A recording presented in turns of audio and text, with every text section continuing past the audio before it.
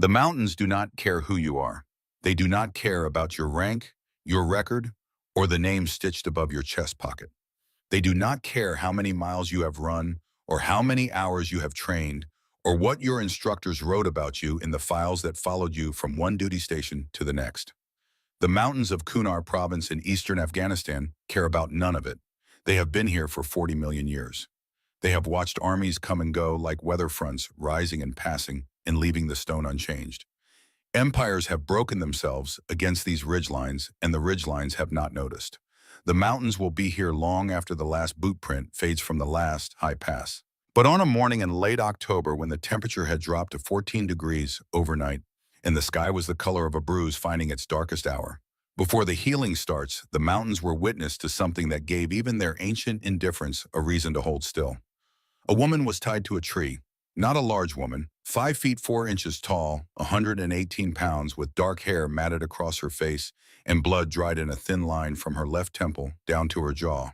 Her wrists were bound above her head with steel wire, not rope, not zip ties, but wire, the kind used to secure cargo in the back of military trucks, and the wire had bitten through the outer layer of skin on both cuffs and left wounds that would need stitches if she survived long enough to receive them. Her feet did not touch the ground. The full weight of her body had been hanging from her shoulder joints for so many hours that the muscles along her trapezius and rotator cuff had moved past pain into a deep structural numbness that she recognized from her training as the body's last reasonable defense before something structural gave way. She had been hanging there for 19 hours. 3 men stood around her. 2 carried rifles. The third held a flashlight trained on her face even as the morning grew pale and the tactical need for artificial light dissolved into the gray dawn. He was asking her something in Pashto, then in English. His English was halting in some places and precise in others, which told her something about where he had learned it and how long ago. "Last chance," he said, "last chance to tell us something useful." She did not answer him. She did not scream. She did not beg. She did not cry or bargain or lower her eyes. She looked past his shoulder, past the rifles, past the line of pine at the edge of the clearing, and fixed her gaze on the eastern horizon where a band of copper light was slowly drawing a line between the mountain ridge and the sky. She was counting, not hours. She had stopped counting hours somewhere around midnight when the counting became counterproductive, and she had redirected that mental energy toward things that were useful.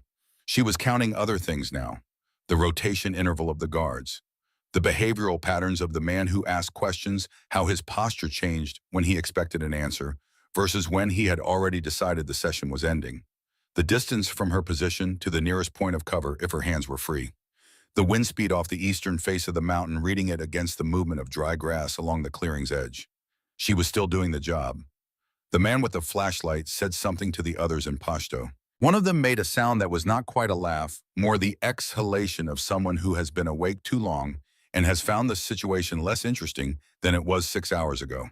The sound moved through the cold morning air and dissolved against the rock face behind her without leaving a trace. She breathed in for 4 seconds, held for 7, released for 8. Her heart rate had been below 60 beats per minute for the last 4 hours. Her father had taught her that. When the narrator's voice comes, it is the voice of a man who has stood on ground like this. A man who knows what it costs, not in abstractions, but in the specific physical permanent currency of things that happen to a body and to a mind and do not fully unhappen afterward. It is not a voice that performs the drama. It is a voice that has absorbed the drama and come out the other side of it quieter and more deliberate for having done so. In 19 hours on that tree, she did not give them a single word, not one syllable, not a sound that could be shaped into information. And when the extraction team reached her position just after dawn, what they found beneath the blood and the frostbite and the wire marks on her wrists was not what any of them had been prepared for. The youngest medic in the group, a 29-year-old named Prescott, would later say that what he found when he pushed back her sleeve stopped him in a way that nothing in 6 years of Navy medicine had ever stopped him, the way a locked door stops you when you were absolutely certain it would be open, when you had your hand already reaching for the handle before you registered that the door was not going to move. He was right about that. But to understand what he found and why it stopped him the way it did, you have to go back 6 weeks. You have to go back to a morning at Fort Bragg when the air was still carrying the last weight of summer, and a woman walked through a gate and nobody knew what had walked in with her. Fort Bragg, North Carolina, the first week of September. The humidity that settles over the Carolina Piedmont in late summer was still present in the way of a guest who has overstayed but not yet acknowledged it, heavy and persistent in a way that made the early mornings feel thick. The unit had been operating out of a nondescript building on the eastern edge of the installation for 3 years. It had a designation, a chain of command, a deployment window to eastern Afghanistan, scheduled for 3 weeks out, and a vacancy in the one position that no operational team could carry into the field without. They needed a medic. The man who signed the requisition was Captain Marcus Briggs. Briggs was 47 years old and carried his age in a specific way, not in deterioration but in density, as though the years had compacted rather than worn him. Broad through the shoulders, economical in every movement, with the kind of eyes that have made decisions in the dark and kept every single one of them somewhere behind the gray, stored in the particular way that certain men store things they are not done with. He had been in special operations for 22 years. He had worked with exceptional people.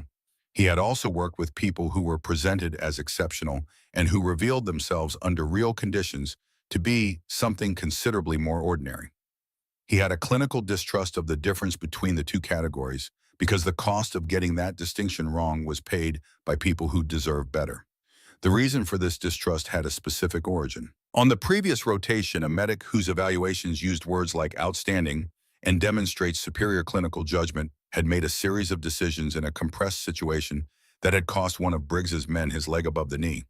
The evaluations had been accurate about the man's technical skills in controlled settings. They had not been accurate about what happened to those skills when the setting became uncontrolled and the time available for decision-making went from minutes to seconds to the kind of interval that can't be measured because it moves faster than clocks. Briggs had reviewed the incoming medic's file the evening before she arrived. He read it twice, set it down, looked at the wall for a moment, and then read it a third time. Her name was Tessa Wade, 25 years old, Navy corpsman with an advanced trauma certification and 2 previous deployments, one to the Horn of Africa with a Marine reconnaissance element, one described in the file with the deliberate vagueness that meant the details were in a different file at a different classification level. Her fitness scores placed her in the top 8% of her cohort. Her performance evaluations used the expected clinical language, and then in one entry written by a senior medical officer who had apparently decided that the standard vocabulary was insufficient, used a phrase that Briggs had not encountered before in an evaluation of a combat medic, unsettlingly calm under conditions that would justify the alternative. He read the file a 4th time. He did not sleep especially well that night. She arrived at the gate at 06:15, which was 45 minutes before she was expected. The security desk called the building, and Briggs's NCO came to his office door and said the new corpsman was already there. She came in carrying a pack that was disproportionately large for her frame-wearing service dress that was pressed without being performative about it, with her dark hair pulled back in the way of a person who has made this decision enough times that it no longer requires a decision. She was smaller than her file had suggested, not in the sense that the measurements were wrong, but in the sense that numbers on a page don't convey the specific quality of presence that a person has. And her presence in this building, surrounded by men who averaged 6 feet and 220 pounds, was quiet in a way that was either negligible or was something else entirely, and Briggs did not yet know which. He introduced her to the room with the same economy he brought to everything. Name roll deployment window. He told her the team would need 72 hours to assess fit. After that, he would make a determination. She looked at him and nodded once. She did not produce credentials, did not offer context for her file's less specific entries, did not perform the subtle, practiced confidence display that most people, good people, capable people produce when they are aware of being assessed and want to influence the assessment. She simply occupied her space and acknowledged the terms she had been given. Staff Sergeant Kowalski was leaning against the far wall with his arms crossed. Kowalski was 38 years old, built with the structural solidity of a man who had spent 2 decades ensuring that his body could perform what his profession required of it, and he had been with the unit long enough that his opinions about incoming personnel carried weight, whether he voiced them or not. He was not a malicious man. He was a direct one, and there is a version of directness that serves the unit and a version that serves the person being direct. And Kowalski had not always been careful about the distinction. He looked at Tessa Wade for a moment and said to no one in particular that the new medic looked like she had come to take someone's blood pressure. Nobody laughed. But the silence that followed had a texture that was not quite neutrality.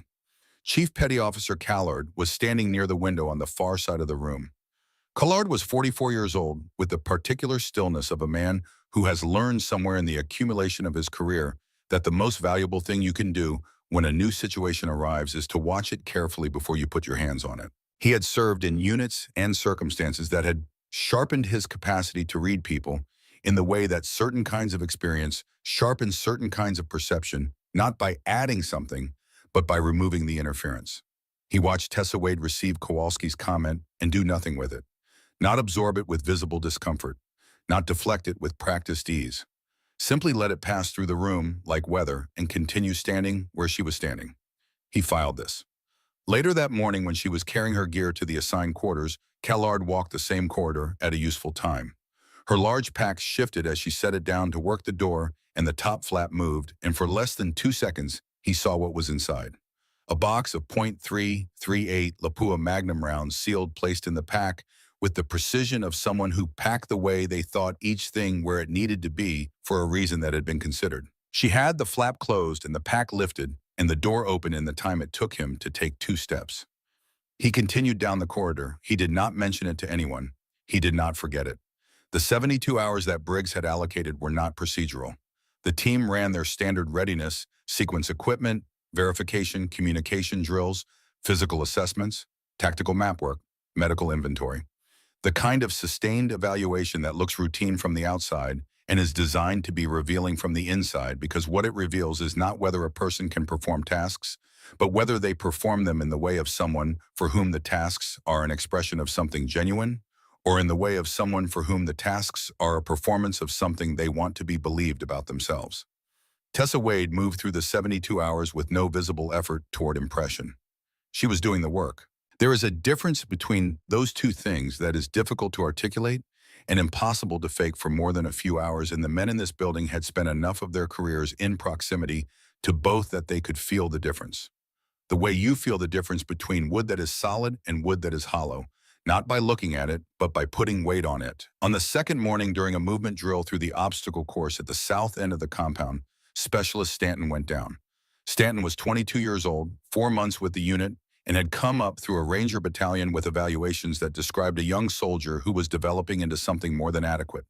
When he landed hard on his right knee against a timber barrier, a slip on a damp section of the course, the kind of thing that happens and that no amount of training fully eliminates the initial read around him, was straightforward. A bruise. The kind of impact that heals in a week with ice, and the standard tolerance for discomfort that the environment selects for. The medic who had preceded Tessa on the team had made similar reads on similar injuries twice. Both times the injury had been worse than it appeared. The second time it had cost a man his rotation. Tessa was across the course and kneeling beside Stanton before anyone had called for her. She did not ask how it felt. She did not ask him to rate his pain. She ran her hands along the lateral aspect of his knee with a sequence of pressure points and range of motion tests that had been calibrated by years of practice to extract specific information from specific tissues, and she read his face the way a person reads a face when they are looking not at the expression someone is managing, but at the involuntary data that lives beneath it. She was done in 30 seconds. She looked at Stanton directly. Lateral meniscus, she said. Posterior horn, partial tear. You run on it today, and you're in surgery before the deployment window. Stanton looked at her with the transparent skepticism of a young man who very much did not want this to be accurate. Kowalski, standing to the side, said something at a volume calculated to be heard by everyone, except technically directed at no one. That afternoon, the base orthopedic imaging confirmed what she had said. Lateral meniscal tear, posterior horn, partial thickness.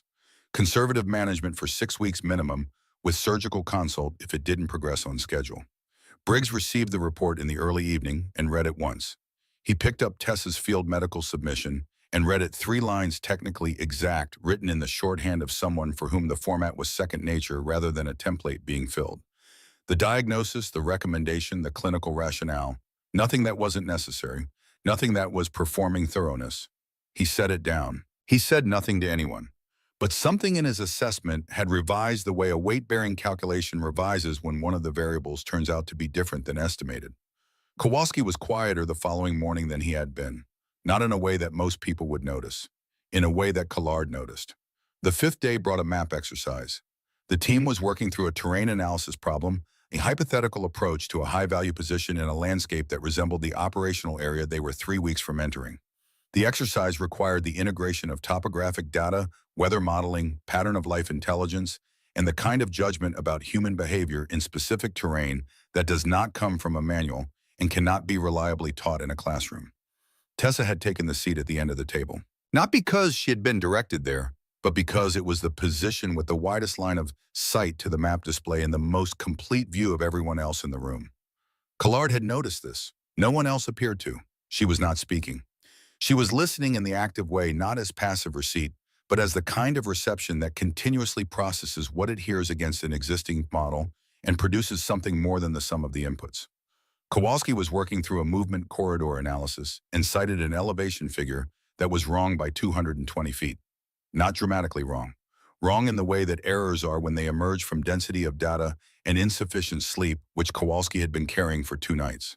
Tessa said without looking up from the notes she had been making, the corridor sits at 4,420, not 4,200. The difference puts the approach inside the shadow cast by the northern ridge at the relevant time of morning, which changes both the visibility conditions and the thermal profile for anyone working the objective from elevated observation. She had not looked at the map when she said it. Kowalski looked at the elevation data. He looked at the map. He looked at her. She had already returned to her notes. Something moved through the room. Not a dramatic shift. The men in this room were too professional for theatrical moments, but the particular silence that follows a baseline assumption being quietly revised by a fact that was simply and undeniably there. Collard looked at his coffee for a long time. That night, Callard stood outside the main building at 2100 hours. The installation had settled into its evening rhythms, generators, perimeter vehicles, the specific quiet of a base at night that is not silence but is its own kind of order.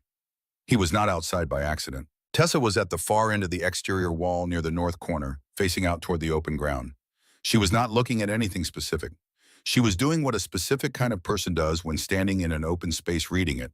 The distances between points of cover, the angle of the overhead lights and the geometry of the shadows they created, the position and rotation arc of the security camera above the east entrance, the approach vectors from 3 directions.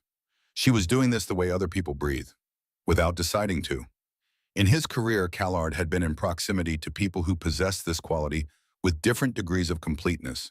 He could count on one hand the individuals in whom it was total, fully internalized, operating below the threshold of conscious choice, present even when the person had every reason to believe they were not being watched. One of them had been a contract advisor he had worked with briefly in the early 2000s, whose name he never learned and whose capabilities he had never seen fully matched. One was himself on his best days under optimal conditions. One had been a man named Daniel Wade. Collard went back inside and sat with that information until he was done with it, which took a while. 3 weeks later, the team was in Kunar province, and the mountains were doing what mountains in Kunar do in October, being cold, steep, and organized entirely for their own purposes, rather than for the convenience of anyone attempting to move through them. The terrain had been worked over by 30 years of conflict and carried a second geography, layered over the physical one cleared fields of fire observation positions, the buried institutional memory of everyone who had ever fought here, the specific hazards that accumulate when a landscape has been used as a battlefield long enough that the battlefield becomes part of the landscape itself. The first week was reconnaissance, pattern of life collection observation, no direct action. The team moved with the practiced discipline of people for whom moving quietly through difficult terrain at night has become a professional ordinary, not comfortable, never comfortable, but normalized in the way that sustained exposure normalizes things. Tessa moved with them, at their pace over their terrain, carrying her kit through conditions that make kit heavy in ways that don't show up on a training schedule. She ate when there was food. She slept when there was a window for it. She ran medical checks morning and evening and maintained the kind of continuous, low-grade situational awareness that the rest of the team over those first days began registering without articulating the way you register the quality of air in a space without consciously analyzing it, processing the information without putting it into words. Kowalski had been recalibrating since the map exercise. He had not said so. He had not apologized for the comment on the first morning, which sat in the ledger he kept for himself, in the way that certain men keep ledgers silently, with the intention to balance them when the right moment arrived. He watched her work. He watched the way she moved through the reconnaissance operations. He was revising his original assessment in the incremental, grudging way of a man who takes his opinions seriously and therefore does not abandon them lightly, but who is also honest enough with himself to recognize when the evidence has exceeded the threshold his opinion was built on. On the third day in country, the situation that had been theoretical became real. A farmer 60 years old, give or take, working the edge of an irrigation channel his family had worked for generations, struck an unexploded device with the blade of his shovel. The device had been in the ground for at least 15 years, waiting with the specific patience of a thing that has no impatience and no awareness of time passing. It had waited for this particular combination of pressure and position, and had found it in the movement of an old man doing what old men in this valley do when the season turns. The blast threw him 12 feet. The team heard the detonation from their position 300 meters north. Briggs had them moving in 40 seconds. The assessment already completed, device signature too small for a primary, too isolated for an ambush initiation, most probable scenario, a civilian casualty. He was right. When they reached the man, he was conscious but moving towards shock in the specific observable way of a body that has sustained significant trauma and is in the process of deciding whether it can manage what has happened to it. The damage to his right thigh had partially severed the femoral artery. The blood in the earth beneath him was communicating a timeline that did not permit extended deliberation.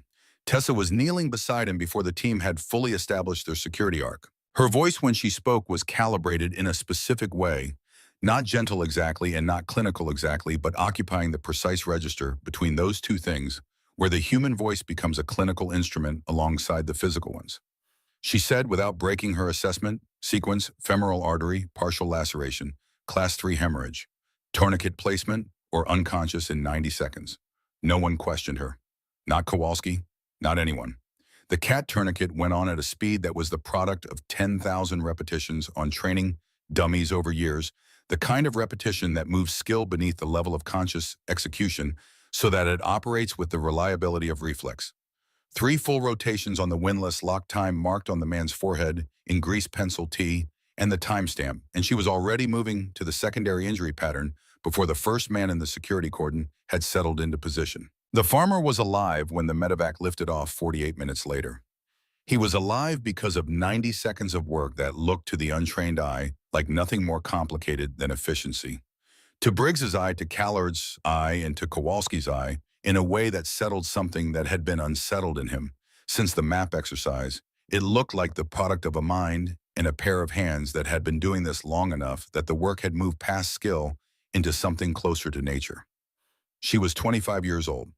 That night, after the team had cycled through the watch rotation and the temperature had dropped another 8 degrees, and the stars over the Kunar Valley had the density and clarity that altitude and coal produce, Tessa sat outside the patrol base for a time after the last medical check. She sat with her back against the outer wall, knees drawn up, hands resting in her lap. She was not looking at the mountains, though the mountains were there and large in the dark. She was looking at her hands. They were steady. They had been steady for as long as she could remember, in the specific way that her father had described steadiness, not the absence of feeling, which was a different and lesser thing, but the refusal to let feeling move your hands. That was the distinction he had drawn for her when she was 12 years old, in the difficult weeks after the worst night of her childhood, and it had been in the years since one of the most load-bearing things she carried. Her father, Chief Warrant Officer Daniel Wade. He had served with Naval Special Warfare Development Group, the unit the wider world knew as SEAL Team 6, for most of his adult life. His operational record existed in layers of classification that meant most people would never read it, and the people who had read it tended to describe it in the specifically restrained language of individuals who have learned not to use superlatives because the alternatives are usually more accurate. He had been in places and situations and moments that would have defined most careers, and that for him were part of a longer continuous record of simply doing what the work required for as long as he was capable of doing it. Within the unit, his call sign had been the Ghost, not because he was elusive in the performative sense, because he was the kind of operator who completed the objective and left the environment as he had found it, no trace, no debris, no echo in the local pattern of life that could be read afterward as evidence of what had happened. He moved through places that were designed to be impenetrable, as though the obstacles had been engineered for someone else against someone with different capabilities and different patience. He had been killed in March of 2011 in this same province in the 13th year of a war that had already accumulated enough dead that individual losses were increasingly absorbed into a larger aggregate of grief rather than standing alone. He was 41 years old. Tessa was 12. She had been shooting with him since she was 10. Not the way fathers teach daughters to handle firearms, not with the indulgence of a proud man sharing a grown-up thing with a child he loves. He had taught her the way his instructors had taught him, which was with precision and patience, and the consistent expectation of mastery rather than effort. He had started with fundamentals, breath position, trigger discipline, the understanding that the target was not the point, but the consequence of everything that preceded the trigger.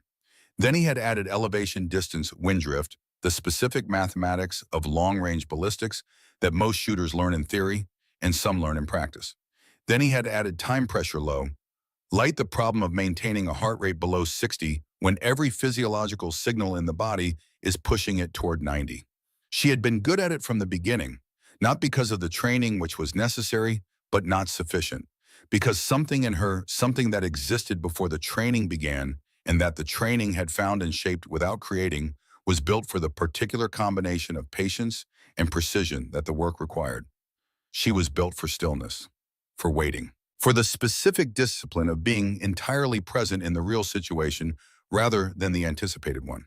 Her father had seen this and had named it for her once when she was 14, standing on a range in the blue Virginia morning after she had put 5 consecutive rounds into a group smaller than a quarter at 600 yards. He had not praised the shooting. He had said, "That's not the skill. The skill is the stillness. The shooting is just where it goes." She had understood intellectually at 14. She had understood in her body at 17, the first time she had been in a situation where the stillness had been tested by something other than cold weather and discomfort and time. She had understood the way you understand the ocean, not by standing at the edge of it, but by going all the way in. Then he was gone, and she had made a promise. She had sat across from her mother at the kitchen table in their house in Virginia, 7 days after the box had arrived with its specific government packaging that communicated its contents before it was opened. Her mother was a quiet woman who had married a man who spent half his life in places she couldn't know about and had built a life around that fact with the same practical acceptance that she brought to everything that couldn't be changed. She had looked at Tessa across the table with the expression of a woman who knows what is about to be said and has been preparing for it and is still not ready.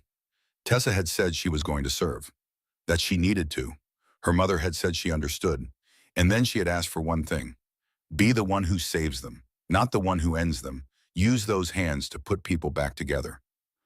Tessa had honored this. For 7 years, she had honored it with genuine commitment rather than reluctant compliance, because she had found in the medical training she pursued with the same relentless focus she brought to everything that healing was not a lesser expression of what her father had given her, but a different expression of the same underlying truth that the work was to take care of the person next to you, whatever form that taking care required. The shooting was still present. That capacity did not atrophy from disuse. It had been built too deeply, practiced too long, integrated too completely into the structure of her abilities to be dissolved by a choice not to employ it. She maintained it in the private, specific way of someone who is not ready to use a thing but is not willing to lose it. She went to ranges alone. She kept the proficiency current. She kept the box of .338 Lapui at the bottom of whatever pack was currently her most permanent address. She had not opened that box in 14 months. She looked at her hands in the dark. They were steady. She went back to work. The intelligence arrived on the 5th day in country. A human intelligence source had provided information indicating that a convoy of between 8 and 12 armed personnel associated with a specific network responsible for 3 incidents in the previous 18 months, that the team's operational brief described in the careful language of classified reporting, was going to move through a particular valley corridor 22 kilometers northeast within 72 hours. The network was carrying a material that the unit had been specifically tasked to prevent from crossing into the adjacent province. Briggs spent 4 hours on the intelligence package. He ran the route analysis twice, cross-referenced the terrain study against the weather forecast for the relevant window, and held 2 hours of planning with Callard before he briefed the team. The plan was observation and interdiction. Reach the intercept position before the convoy entered the valley, establish the team in a position that provided clean sight lines to both approach routes, confirm the target package, and act. Clean, professional. The kind of operation that the team had rehearsed in versions of this terrain for months. They moved out at 0300. The route was 12 kilometers of mountain terrain at night, through the cold that comes down off the high ridges after dark and settles into the lower ground with the democratic thoroughness of weather that does not make exceptions. The team moved with the specific quietness of people for whom moving through darkness and difficulty has become a professional normal. They moved in single-file spacing, maintained communication and hand signals, and the minimal radio traffic that the situation required. Tessa moved with them at their pace over their terrain, carrying her kit and everything else that the mission required her to carry. Kowalski was directly behind her for the first 4 kilometers. He watched her movement not critically, not with the residual skepticism that was still working its way through his system, but with the observational attention that his years of experience had made instinctive. She moved well, better than well. She moved with the economy of someone who had been doing this specific kind of movement long enough that the efficiency was no longer a technique, but a habit, each step placed with purpose, each adjustment of her pack made in the minimal way that minimized energy expenditure and noise simultaneously. He had seen corpsmen who could handle the pace. He had not seen many who handled it like this. He filed this alongside the other things he had been filing. They reached the intercept position 90 minutes before the intelligence window opened and established in a rocky cut above the valley floor that offered clean sight lines to the 2 most probable approach roads. Briggs placed the security arc. Collard set the communications relay. Stanton and 2 others took the primary observation position on the elevated ground to the right. Tessa placed her medical kit at the center of the position in a location that gave her access to any point in the team's arc from any direction without requiring her to cross open ground to reach any of them. She had thought about this before she placed the kit. She had thought about it the same way she thought about every placement decision, with the specific logic of someone whose job was to be where she needed to be when she needed to be there, and for whom that logic was automatic. She settled in. She waited. She was very good at waiting. The convoy entered the valley at 0612, confirmed target package at 0618. The team was disciplined, the communications were clean, the observation data was accumulating in the way that good pre-contact work accumulates, steadily building the picture that would enable everything that followed. It went wrong at 0623. Not in one moment that could be pointed to afterward. In the way that things go wrong when a sequence of small events arrives faster than any plan can accommodate, and the collective effect changes the situation before the team can fully process that the situation has changed. A secondary element of the convoy that had not been visible in the initial count, using a channel on the eastern side of the valley that the observation position could not see. A communications intercept that arrived too late to be actionable, which would have, if it had arrived 10 minutes earlier, indicated that the convoy had been advised of observation from the north. A reflection from the high ground to the south, possibly optics, possibly metal, possibly nothing of tactical significance, that triggered the convoy's security element into a posture inconsistent with a unit that believed it was alone in the valley. Then the firing started. The team's position was engaged from 3 directions within 20 seconds. The geometry of the contact made the primary exfil route untenable immediately. The secondary route required crossing 70 meters of ground that was covered by a position on the far ridgeline that no one in the team had yet been able to fully identify. And until that position was identified and addressed, the secondary route might as well not exist. Stanton went down in the first minute, not from an aimed shot, from the kinetic effect of a round that impacted the rock face immediately to his left and distributed the energy of the impact across the left side of his body in a way that the body was not designed to absorb without consequences. He went down the way people go down when the body initiates the physics without consulting the mind, the involuntary collapse of a mass whose support system has been interrupted. He was 10 meters from Tessa. She moved. In the noise and the incoming and the controlled radio traffic of a team trying to identify and respond to a threat geometry that had changed faster than the brief parameters, there was a specific corridor of purpose that she moved through. Not because she was immune to what was happening around her, because the corridor was there and the work at the end of it was the work that mattered, and there was not a decision to be made. There was simply the corridor and the movement through it. She reached him in 4 seconds. The mechanism of injury was high-velocity impact transmitted through the rock surface. The clinical reality was proximal humerus fracture, with probable vascular compromise at the axillary artery, and the beginning of the hemorrhagic process that, left unmanaged, had a specific and unambiguous trajectory. She did not narrate this assessment to anyone. She worked it directly, moving through the intervention sequence with the speed that thousands of repetitions produces, packing the wound, managing the airway, stabilizing the cervical spine, as a precautionary measure given the force of the impact. Stanton stayed conscious. This was partly physiology and partly the specific effect of her voice, which she directed at him in the tone that she had learned from experience was the most effective, not reassuring in the way of someone minimizing the situation, but present in the way of someone who is fully in the situation and is managing it. "Stay with me," she said. "Right here with me. I've got you." He stayed. Around her from the ridgeline to the east, a sniper round impacted the rock face 6 inches above Briggs's head. Then another lower that forced Briggs into a different position. The team's suppression fire could not reach the ridgeline. The distance was wrong, the angle was wrong, the available weapons were wrong for what the ridgeline required.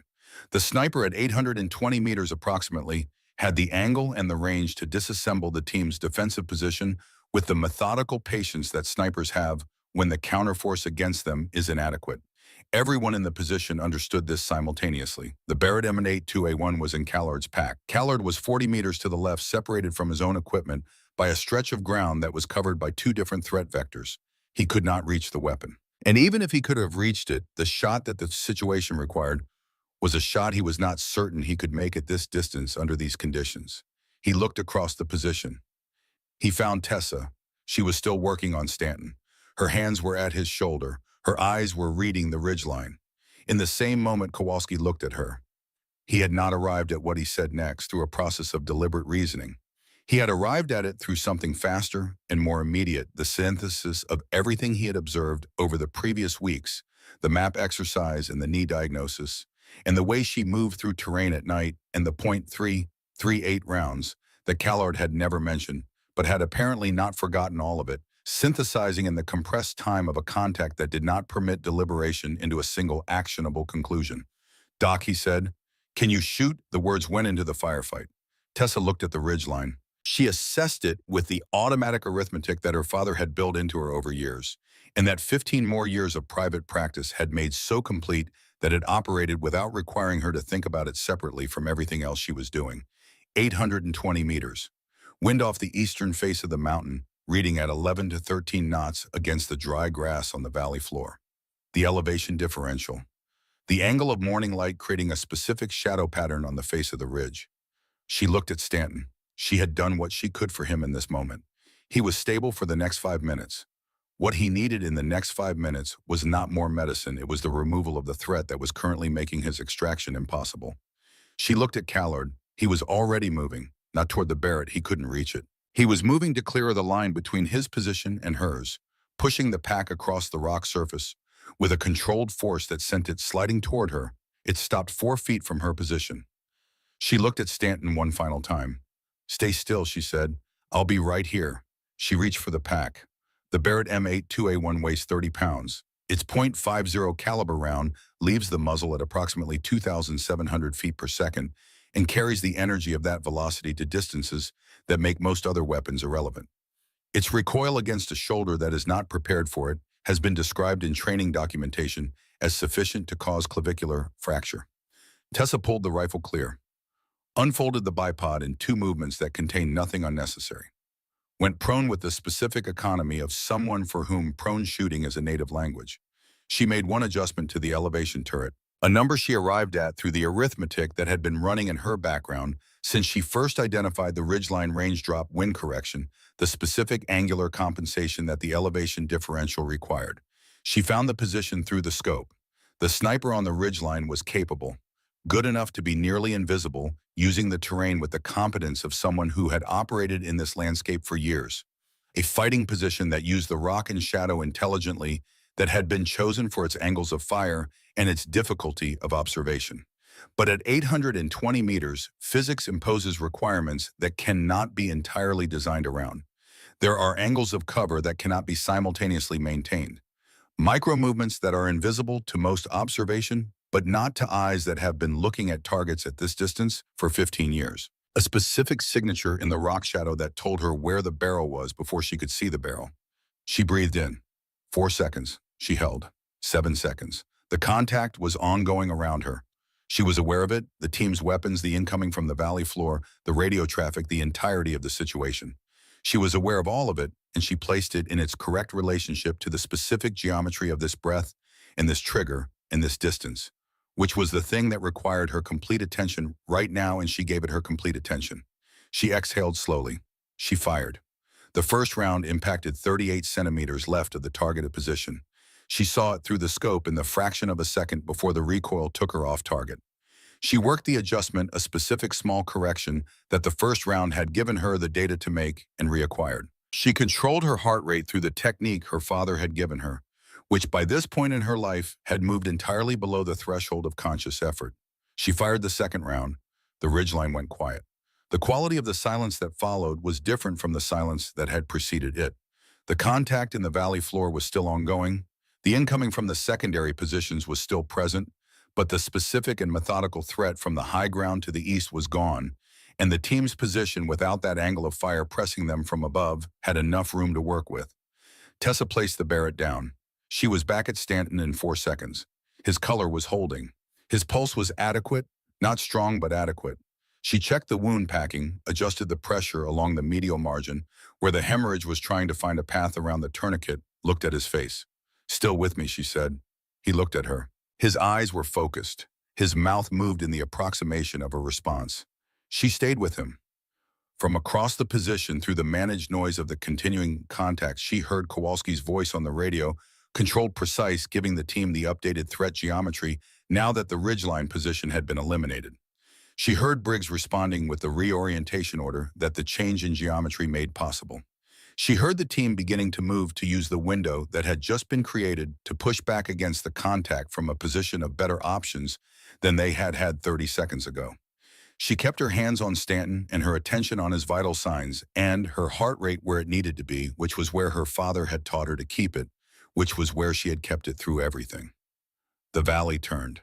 The contact did not end. These things do not end in neat moments, but its character changed from a team managing a position that was becoming untenable to a team with the initiative beginning to shift back in their direction, and the shift was consequential. Briggs moved through the team's arc and reached Tessa's position. He looked at Stanton. He looked at Tessa's hands on Stanton's shoulder. He looked at the Barrett on the rock where she had placed it after the second shot. He did not say anything for a long moment. Then he said, "Who are you?" She looked up at him. She said, "I'm your medic, sir." It was accurate. It was complete. It was also the most carefully insufficient answer she could have given, and they both knew it. He held her gaze for a moment longer. Then he went back to managing the contact. Because there was still a contact to manage, and Tessa Wade was still doing her job, and the question of who she actually was going to have to wait for a different hour. The valley was cold, and the morning was bright, and the ridgeline to the east was quiet and 820 meters away. Something that had been a threat was not a threat anymore. Both hands. That was what it had taken. Both hands switching between the work they were built for and the work they had been given in the space of 4 seconds, without losing anything in the transition. The mountains above the valley registered none of this. They registered nothing. That was their nature. But something had happened in that valley on that morning that would not be undone. And the man who needed to understand it most was sitting in a building at Fort Bragg, waiting for a file that was about to make less sense than he expected, and then in the way that the best surprises work much more sense than anything else could. The contact ended at 0847, not with a definitive moment, not with a declared resolution or a single exchange that concluded things. It ended the way contacts end, when they have run their course with the incoming tapering to nothing, and the threat indicators going quiet, and the team's fire becoming first less necessary, and then unnecessary, and then absent, and the valley returning to the specific silence that follows violence, which is never quite the same as the silence that precedes it. The preceding silence is potential. The silence after is something that has been used. Briggs called stand down at 0851 after 3 minutes of confirmed no contact. The team went through the immediate aftermath procedures with the compressed efficiency of people who have done this enough times that the sequence is automatic personnel, check equipment, consolidation, threat, geometry assessment for secondary contact communication up the chain. The choreography of professionalism in a space that has just stopped being dangerous and might not have finished. Stanton was alive. Pale in significant pain that he was managing with the jaw-set discipline of a young soldier who understood that making noise about it served no one left arm. Not doing what his left arm was supposed to do, but alive, coherent, able to tell you his name and the current date and the answer to the question Briggs asked him about the name of his unit, which was the question Briggs asked every casualty as a rapid consciousness assessment in which Stanton answered without hesitation. Tessa had not left his side. She was listening to his chest with a cheap field stethoscope, functionally adequate, the kind of equipment that exists to do the job rather than to do it elegantly, moving it across his thorax in a sequence that was methodical in the way of someone who moves methodically because they are looking for something specific and have not yet decided whether they have found it. Then she went still. Not the stillness of a negative finding, the stillness of having found what she feared finding. She looked at Briggs. Tension pneumothorax, she said. Right side. Building. The words carried their clinical meaning efficiently and carried a deeper meaning underneath for anyone who understood what they represented in a body and in time. Air accumulating in the pleural space with no exit pathway, compressing the lung against the heart, progressing without any tendency towards self-correction. Left unaddressed, it moved through a predictable sequence, worsening respiratory distress, cardiovascular, compromised cardiac arrest. The timeline was not generous. The cause was the blast effect from the initial impact, the kind of secondary injury that arrives after the primary wound has absorbed all the attention, the kind that has killed more people than the wound that distracted from it. Kowalski was 6 feet away. He looked at Stanton and then at Tessa. He said, "What do you need?" She said. "Keep everyone back." She opened the kit. The 14-gauge angiocatheter was where it had been every time she had checked the inventory, which was multiple times since they had arrived in country, because she had the specific professional habit of knowing where every critical item was at all times in the way you know the position of things in a space you live in without looking, without searching, with the immediate certainty of familiarity. She found the landmark on Stanton's chest. Second intercostal space midclavicular line. She cleaned the site. She said to Stanton, "You'll feel pressure and then you'll hear something. Don't move." He didn't move. The needle went in. The sound that followed, brief, decisive, the hiss of trapped air finding the exit it had been denied, was disproportionately small for what it resolved. Stanton's next breath was visibly fuller than the breaths he had been taking for the previous 20 minutes. The gray that had been settling into his face began slowly to recede towards something more consistent with a person who was going to continue existing. Tessa secured the flutter valve, checked his pulse, checked his respiratory rate, looked at his eyes. "Better," she said. "Better," he said. She stayed with him. The team was quiet for a moment that was neither short nor long, but was specific, the moment in which multiple people are simultaneously processing what they have observed and arriving at conclusions that they do not yet have the language to share with each other. Kowalski looked at the Barrett on the rock. He looked at the ridgeline. He did the arithmetic because he was the kind of man who did arithmetic and expected it to produce reliable answers. And the answer this arithmetic produced was not one he had been carrying as a possibility 3 hours ago. He looked at Tessa, who was completely occupied by the patient in front of her and had not looked at the Barrett since she put it down. The arithmetic didn't leave room for the conclusions he had walked through the gate with on the first day. Briggs came to her when the medevac had been called and the LZ had been prepared and the team had settled into the patient watch that accompanies waiting. He came to her directly without the kind of preparation that announces itself. He said, "Where did you learn to shoot like that?" She was repacking the medical kit. Her hands moved through the inventory without requiring her eyes, and she spoke without looking up. "My father taught me," she said. Briggs waited for more. She did not add more. He said, "Your father was Navy." She said he was. The answer was technically accurate. It was also the kind of answer that is true in the way of a partial view, the part of the painting that is visible from a specific angle. Briggs recognized this immediately because he had been in enough conversations in which information was being carefully managed to recognize the quality of the management, and what he recognized here was not evasiveness, but something more, considered a person who had thought for a long time about what to share and had arrived at a position that she held consistently. He said, "What did he teach?" She closed the kit and looked at him directly. "Everything he could in the time he had," she said. The phrase had weight. The time he had. The past tense loaded with the specific gravity of a thing that ended rather than continuing. It landed in Briggs's hearing and stayed there in the way that significant things stay. He did not press. He left her to the patient. Collard had watched the exchange from 15 meters away. He watched it with the specific attention of a man who already possesses the answer to the question being asked and is observing the asking as a separate exercise. After Briggs moved away, Collard waited through the appropriate interval. Then he took out his communications device and composed a short message. It went to a number that was not in his official contacts list. It said in its entirety, "She's here, and she's exactly what you said she'd be." He sent it. He put the device away without looking at it again. The medevac came in at 11:20. Stanton and the team's second casualty, A fragmentation wound to the forearm that had been managed in the field and required surgical follow-up rather than urgent intervention were loaded and lifted. The rotors made the sound they make and diminished northward, and then the valley was quiet again, in the way it had been before any of this started, which was to say not quite. The after-action review was efficient. Briggs went around the team, each man gave his assessment, the language was specific and professional, and stripped of the emotionality that would have been understandable given what had happened, but that this environment did not make room for. He got to Tessa last. She gave her medical assessment in the same register she used for everything else. The casualty presentations, the interventions, the timeline, the rationale for each decision. She cited the tension pneumothorax as the significant secondary finding and noted that the medevac crew had been fully briefed on the intervention history to date. She said there were no additional medical concerns within the team at present. She said all of this without editorial, without reference to anything that had happened before or after the medical work. Briggs said, "Good work."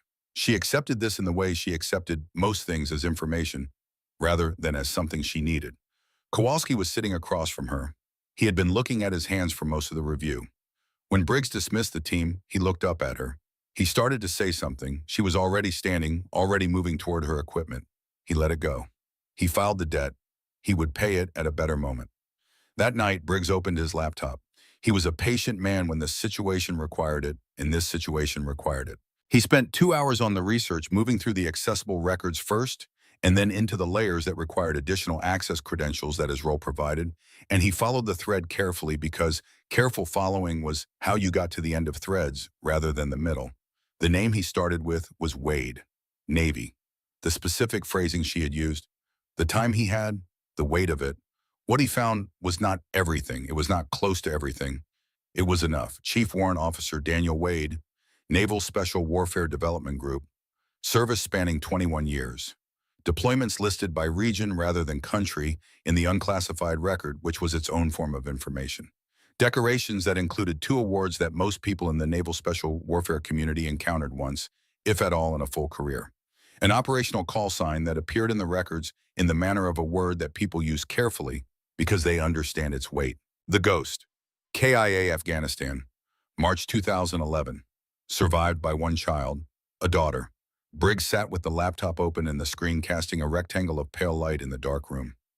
He thought about the 72 hours, the map exercise and the elevation figures she had corrected without looking at the data, the knee that the previous medic would have missed, the farmer's femoral artery and the 90 seconds that had saved his life, the Barrett in the 2 rounds in the 820 meters and the way she had set the rifle down and gone back to the patient in 4 seconds. He thought about the evaluation file, unsettlingly calm under conditions that would justify the alternative. He thought about the phrase everything he could in the time he had, and about the specific weight that the time he had carried, and about what it meant that a man like Daniel Wade had had 2 years to give his daughter what he gave her before the time was gone. He thought about what it cost a person to carry a name like that without using it, to walk into a room full of men who were measuring her and to refuse deliberately and consistently to produce the credential that would have changed every measurement in the room, to have chosen to be assessed on what she could do with her own hands without the biography attached. He thought about what kind of person makes that choice and keeps it for years. He closed the laptop. He went to check the watch rotation. She was outside, the same position she took every night when she needed to be outside, back against the north wall facing into the open ground, reading the terrain with the automatic thoroughness of someone for whom reading terrain was not a practice, but a state. Briggs stood at the corner of the building and looked at her and thought about the file, and thought about the note in the evaluation, and thought about who specifically he was looking at.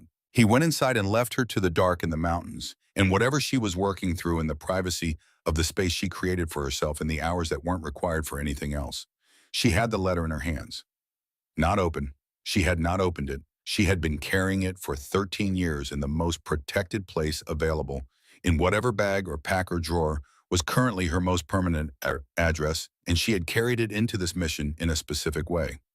Before leaving the forward base for the undercover approach to the physician, she had packed the cover kit medical bag, documentation, the Glock in the interior compartment, and at the end of the inventory, she had stood with the packed bag in her hands for a moment. Then she had opened it again and placed the envelope at the bottom below everything else in the small internal pocket that nothing operational required. She had not examined this decision when she made it. It was not new. She had carried the envelope into every deployment since she was 18, not from sentiment alone, but from the same instinct that drives certain operators to carry things into the field that have no tactical function, but that are connected to the specific reason the work matters. The letter was not a comfort exactly. It was a compass. It pointed at something even sealed, even unread. And she had learned over years of carrying it that a compass does not need to be consulted to function. The needle moves whether you look at it or not. She picked up the bag and left. The letter was in the envelope. The envelope was in the sealed place at the bottom of the bag.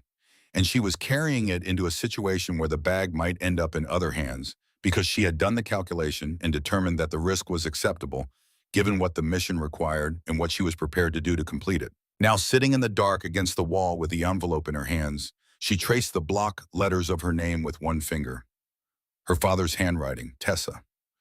The specific quality of a man's hand that had spent decades writing things that needed to be read quickly and correctly under adverse conditions. She had known about the letter since the week after he died. Her mother had handed it to her from the box of personal effects, no explanation, because no explanation was necessary, and her mother had always understood which silences were explanations. Tessa had put it away and had not opened it, not because she was refusing anything, but because she was not ready, and she had the self-knowledge to understand the difference between readiness and its absence. She was not sure what she was afraid to find. That was the less honest version.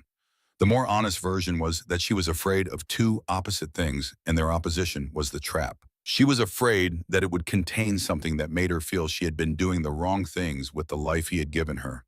And she was afraid that it would contain something that confirmed she had been doing exactly the right things and that the confirmation would carry a weight she didn't know if she could hold. Both fears were real. The envelope stayed sealed. She put it back in the pack. She looked at the mountains. She breathed in the deliberate way he had taught her, not the 4-7-8 technique specifically that was one tool among many he had given her, but the broader practice of using the breath as an anchor when everything else was moving. The breath as the fixed point that the rest of the situation could be organized around. Then she went back to the work. The third week brought a different kind of operation. The after-action intelligence from the Valley contact had produced a secondary product material recovered from the ridgeline position after the sniper had been neutralized that revealed a network larger and more organized than the initial operational framing had indicated. More nodes, more material, more reach in both directions than the pre-deployment assessment had mapped. Briggs received updated tasking. The mandate expanded. Part of the expansion involved cultivating a specific intelligence source, a physician with connections across multiple villages in the surrounding valleys, who had information about the network's movement patterns that conventional intelligence channels had not been able to access. The source had communicated through an intermediary a willingness to meet. The intermediary had specified a constraint: the source would not meet with anyone who read on site as military. He would meet with someone who could plausibly occupy the civilian register, a medical professional, NGO adjacent operating without the signature of the institutional presence he had reason to distrust. Briggs reviewed the parameters and the team's personnel. He knew the answer before he finished the review. He called Tessa in. She listened to the operational parameters. She asked 2 questions in sequence: the reliability rating of the intermediary and the exfil window if the situation changed before she reached the source. Both were the right questions in the order that the operational logic required. She said she would do it. Briggs said he needed to think about it. She said, "Sir, this is what I'm here for." He looked at her for a long moment. He thought about Daniel Wade's file, about the note in her evaluation, about everything he had been collecting since the first morning and what it assembled into. He said, "Cover kit and a low-profile sidearm. You reach the source, collect the intelligence, and you are back at the exfil point within 3 hours. If anything reads wrong before you reach him, you abort without question." She said, "Understood." He said, "Tessa." She stopped. He said, "Your father was a serious man." She held his gaze. "I know," she said. She left. The village was 4 kilometers from the team's position on a track that the landscape had produced through accumulated use rather than deliberate engineering. Compacted earth, receding vegetation on both sides, technically a road in the way that a path followed long enough becomes a road. She traveled it in the late morning in clothing appropriate to the cover, carrying the medical bag that was exactly what it appeared to be from the outside. The village held 40 or 50 families organized in the pattern common to this part of the province, compounds turned inward, high outer walls. The outside world kept at the specific distance that generations of experience with the outside world had established as appropriate. She was noticed when she entered. She was always noticed in places like this. She met each set of eyes briefly without challenge, without performance, and kept moving. The intermediary was at the edge of the market, a man in his 40s managing his anxiety through deliberate physical slowness. He greeted her in Dari. She responded with the functional competence she had built through 2 years of study and one deployment in a region where the language was adjacent enough to be useful. He led her through 2 alleys and into a compound. The physician was older than the briefing had suggested. 70 at minimum, sitting in a low chair, in a room with the smell of wood smoke and the quality of stillness that comes from a space used for thinking.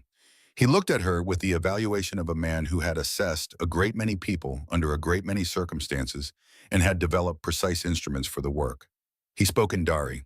The intermediary translated. He had information, he said.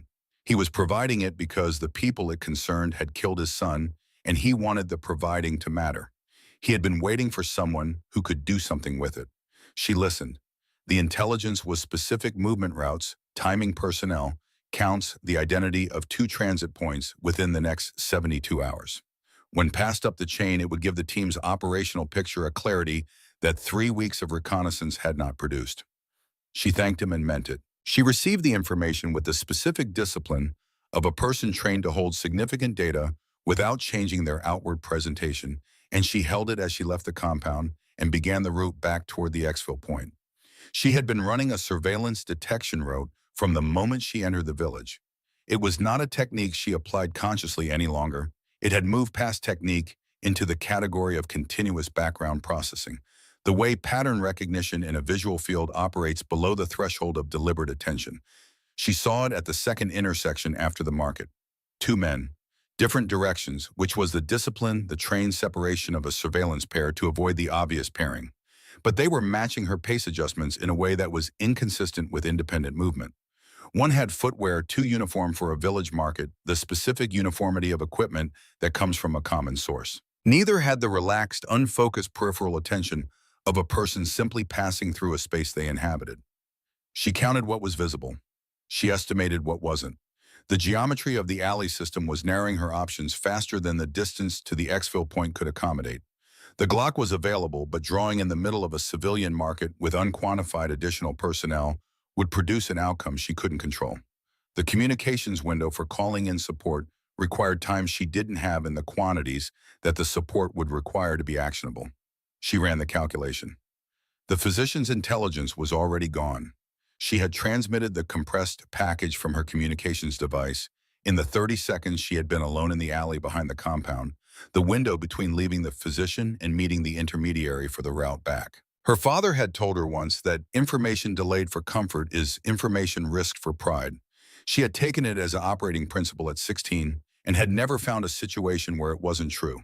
The intelligence was out of her hands and into the network. She stopped at the entrance to the alley. She set the medical bag down. She raised her hands. They did not produce immediate violence. This was information. People who intend immediate harm do not transport. They blindfolded her, put her in a vehicle, and drove for what her internal navigation estimated at 25 to 35 minutes north-northeast, with sustained climbing, which placed them in the higher ground above the valley floor where the team's observation capability was limited by the terrain. They took the Glock. They took the communications device already cleared of everything except cover documentation. They searched the bag and found what the cover contained. The blindfold came off in a stone room that smelled of damp and wood smoke, and the specific combination of those 2 things that old mountain structures accumulate over generations of use. 2 guards. A third person arrived 20 minutes later, the person who would be asking questions. His English was functional. His accent was not local. She filed this without indicating she had filed it. He said, "Tell me who you work for." She looked at him and said nothing. He said, "Your documents identify you as a medical worker. Medical workers in this region operate through 3 organizations. We have contacts in 2. You are not in either system." She said nothing. He said, "The physician you met with is known to us. What did he tell you?" She said nothing. He studied her face the way an experienced interrogator studies a face, looking not for reaction, but for the absence of reaction, which is itself a category of information. She gave him the absence without effort. There was nothing performing the absence. The stillness was simply there, the way it had always been there, the way her father had said it was there before he had done anything to put it there. He left. They brought her outside at 0300. The cold was immediate and total, 14 degrees with a wind from the north that moved across the mountain face with the thoroughness of a physical process that has no awareness of what it is moving across. She was not given additional clothing. The tree was at the edge of the clearing, a pine old wide enough that she could not have circled it with her arms. The wire they used was cargo wire, not rope, not restraint wire designed for human use, but the thick steel wire used to secure loads in transit, and it communicated through its use a specific quality of indifference to the cost of the communication. They bound her wrists and left her suspended feet off the ground in the dark and the cold. For the first hour, she organized her body.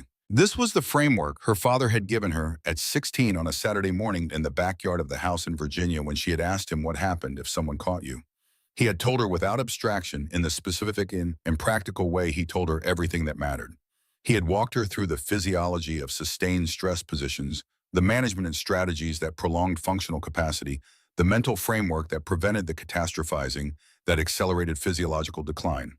He had done this not to frighten her, but to give her tools for a situation that he understood was possible and that he had decided she should be equipped for rather than protected from.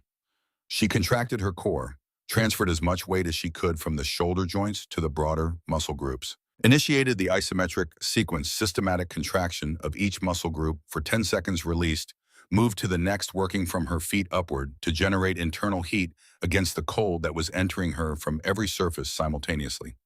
She counted the interval between wind gusts. She counted the steps in the guard rotation. She counted the sound pattern from the structure behind her voices. Movement radio traffic, the rhythm of people managing a night they had not designed for enjoyment. All information, all potentially useful.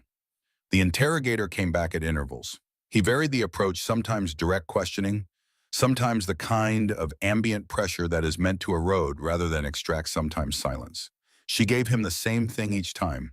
She gave him the stillness that was not performance and was not suppression and was simply the nature that she had been born with and had spent 15 years understanding. At the 7th hour, when the cold had moved from discomfort into the systemic territory where the body begins making decisions about resource allocation that a person does not get to vote on, she shifted her focus. Her father had told her the body can sustain almost anything if the mind does not give it permission to stop. The mind stops when it runs out of reasons to continue. So you maintain the reasons. You hold them in front of you the way you hold a compass. You know what you're pointing at. She held the reasons. Stanton, who needed the team to remain operational to have the best possible extraction. The physician's intelligence, which was already in the network and which would produce results only if the team was still functional when those results became actionable. The mission that extended beyond this clearing, beyond this tree, beyond this night. She held these reasons with the same steady hands she held everything. At the 15th hour, the interrogator tried something different. He had given up on direct questions. He understood by now that direct questions would not produce what he was looking for. He was moving to the environment, not the physical environment, which he had already deployed, but the personal one. He said things about the team she had come from, about the duration of any organized search before it became unrealistic about the outcomes that followed from that duration. She listened. She gave him nothing. Then he reached into the medical bag that one of the guards had been carrying since they arrived. She had not been thinking about the bag. The bag contained equipment and cover documentation and nothing that deviated from the cover in any way that mattered operationally, which was why she had not been concerned about it. He reached to the bottom of the bag, to the internal pocket, and he produced the envelope. She saw her name in her father's handwriting, Tessa. The block letters, the compressed, deliberate quality of a hand that had written for legibility rather than expression for most of its adult life. He held it up into the flashlight. He was watching her face. Something moved in her face. She knew it moved because she could not entirely prevent it. Not a full reaction. Nothing that an untrained observer would necessarily have read as significant, but in the specific minimal movement of the muscles around her eyes that an experienced interrogator reading a face he has been watching for 15 hours would find. The involuntary signal of recognition and loss arriving simultaneously. He saw it. Of course he saw it. He had been waiting for something exactly like it. He said, "This is important to you." He produced a lighter. He held the flame near the corner of the envelope.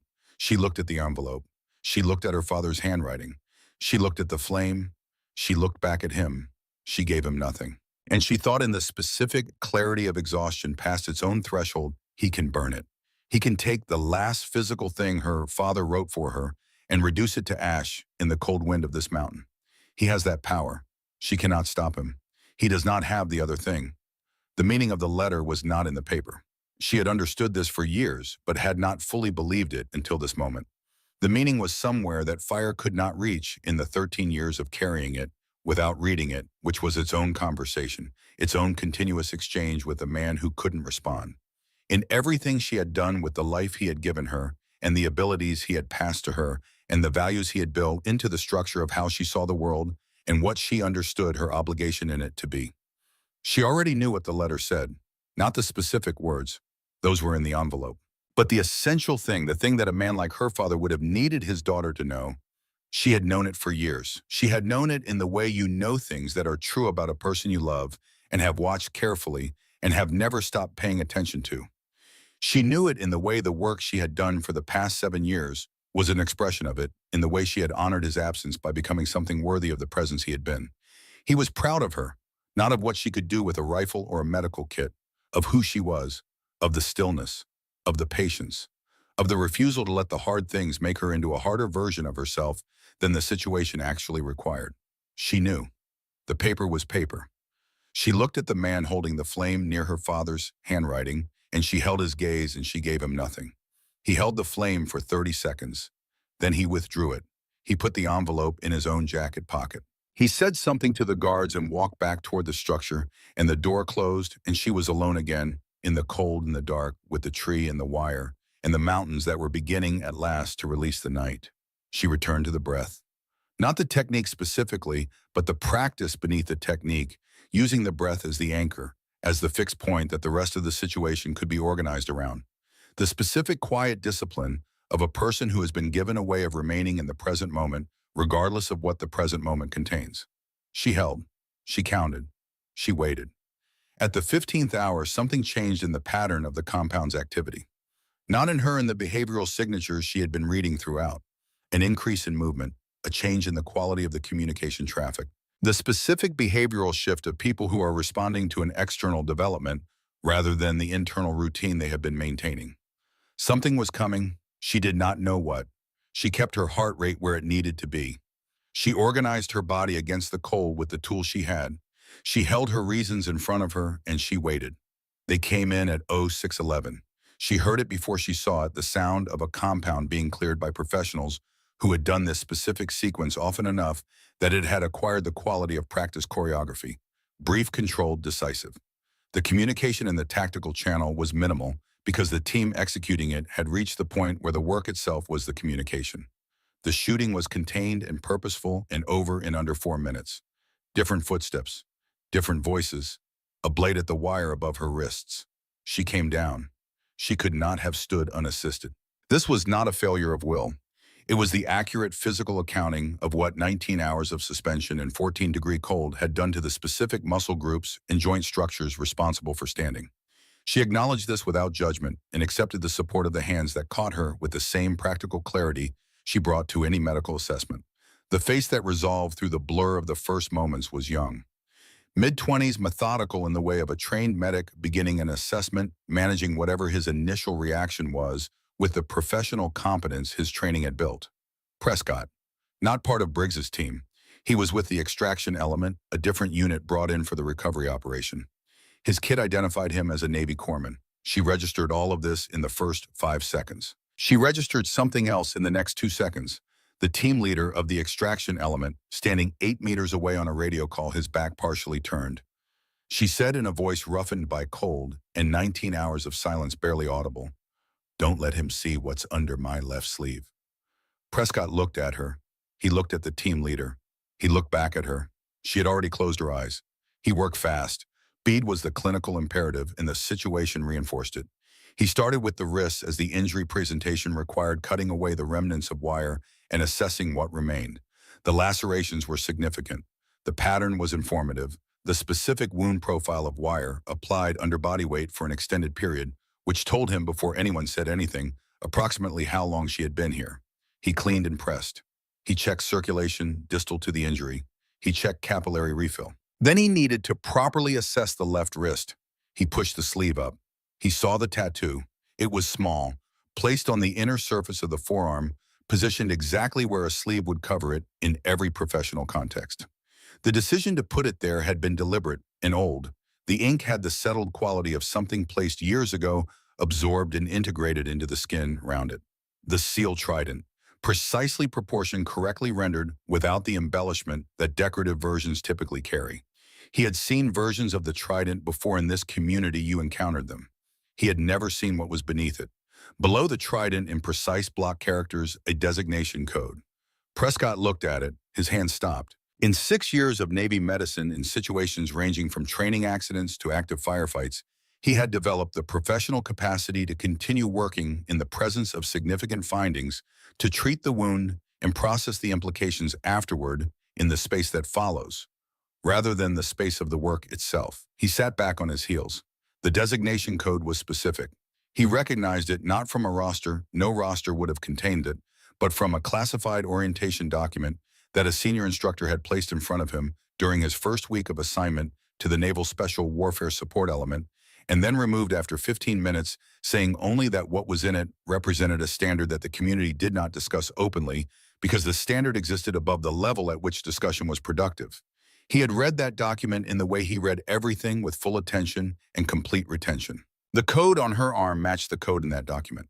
He looked at it again. He looked at her face, unconscious now, the composure released into the blankness of a body that had spent everything it had.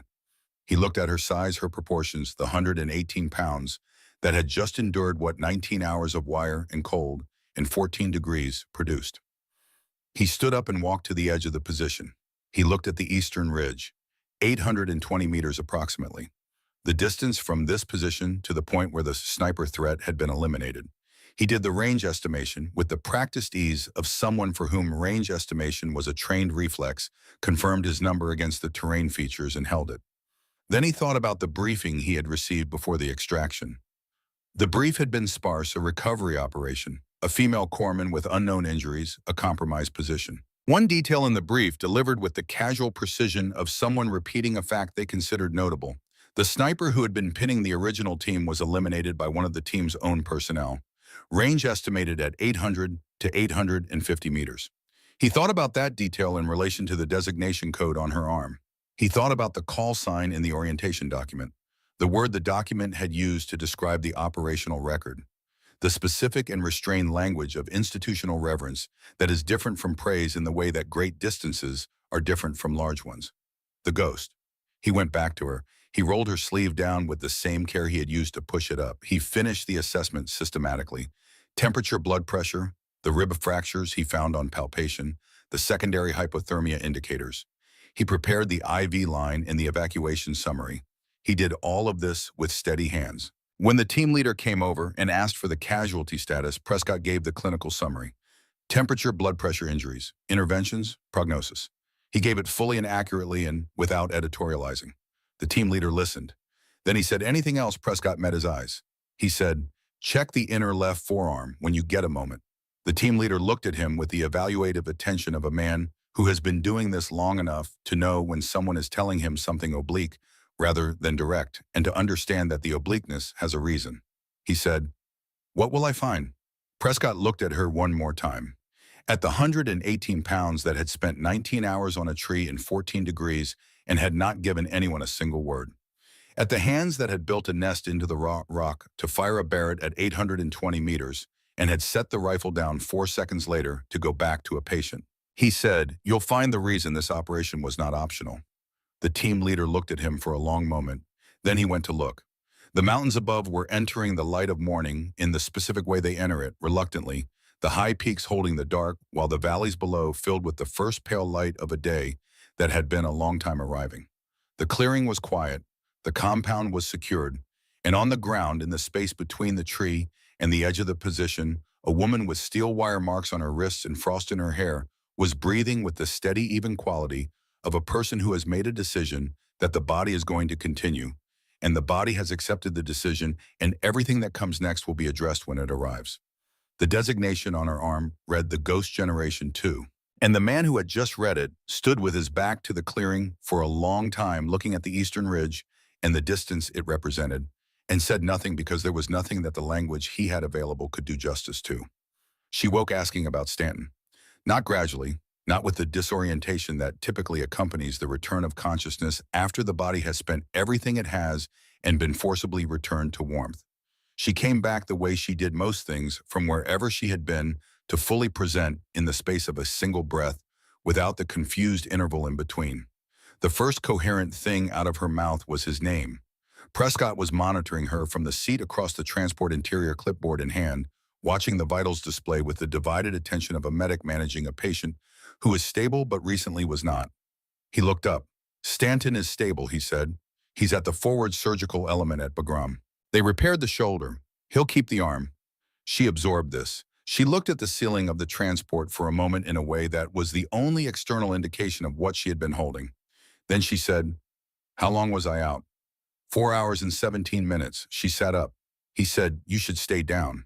She was already conducting her own assessment: temperature, peripheral sensation, grip, strength, the specific inventory of a person evaluating their own functional status against the requirements of the immediate situation. The IV had done its work. The ribs communicated their presence with a specific localized language of fractures as distinct from the diffuse report of internal injury. Her hands opened and closed with complete function. She said, "I'm fine." Prescott looked at her with 6 years of experience at reading those two words in every register of accuracy and inaccuracy. She was fine. Not because nothing had happened, because whatever had happened had been absorbed into the structure of who she was rather than standing in opposition to it. He had not seen this quality before in this form. He had seen resilience in many variations. This was something more specific than resilience. It was a quality of integration, the way certain materials absorb impact rather than fracturing under it. He did not push back on her sitting up. They landed at the forward base in the late afternoon, the mountains to the east going dark at the peaks, while the valley still held the last of the day. Briggs was at the edge of the landing zone. He watched her come off the transport. Moving carefully, the ribs required it, but on her own, carrying her own kit, the bandages on her wrists visible below her sleeves, and the bruising along her temple in full development. Now, after the hours since injury, he fell into step beside her. He said, "Medical assessment says 48 hours minimum before operational activity." She said, "Understood." He said, 48 hours, Tessa, not 36. She looked at him. The use of her given name, not her rank, not Wade, not Doc, which the team had arrived at with the organic precision that teams use to incorporate a person, had a specific quality. It addressed the whole person rather than the function. She said, "Yes, sir." They walked toward the main building. He said without looking at her, "Your father would have walked off a transport like that and tried to be operational inside of 4 hours. She said he would have made it in 2. Something in his expression moved in the direction of something that was not quite a smile, but was in the territory adjacent to it. They went inside. The debrief waited for the following morning after she had slept 6 consecutive hours in an actual bunk, and the base surgeon had reviewed Prescott's field assessment. The surgeon confirmed the rib fractures recleaned and resutured the left wrist, 4 additional stitches where the field dressing had managed but not fully resolved, and confirmed the hypothermia had cleared without sequela. He said, "You were fortunate." She had a considered view on the role of fortune in outcomes which her father had formed in her, and which held that fortune occupied the spaces that preparation could not reach, and that the ratio of those two things was actively influenceable. She did not share this view with the surgeon because it was not what the conversation required. She said, "Thank you." She went to the debrief. The debrief was Briggs Callard and an intelligence representative who had coordinated the extraction operation. The questions were specific, and she answered each one with the precision it required. She had transmitted the package before capture confirmed. The package had been received confirmed. The intelligence product from the physician was being processed, and the initial assessment indicated significant operational value. She received this confirmation without visible response. At the end of the formal debrief, the intelligence representative left. Callard stayed. He looked at Briggs. He looked at Tessa. He reached into the kit bag he had brought with him and placed an envelope on the table between them. She looked at it. Her father's handwriting. Her name.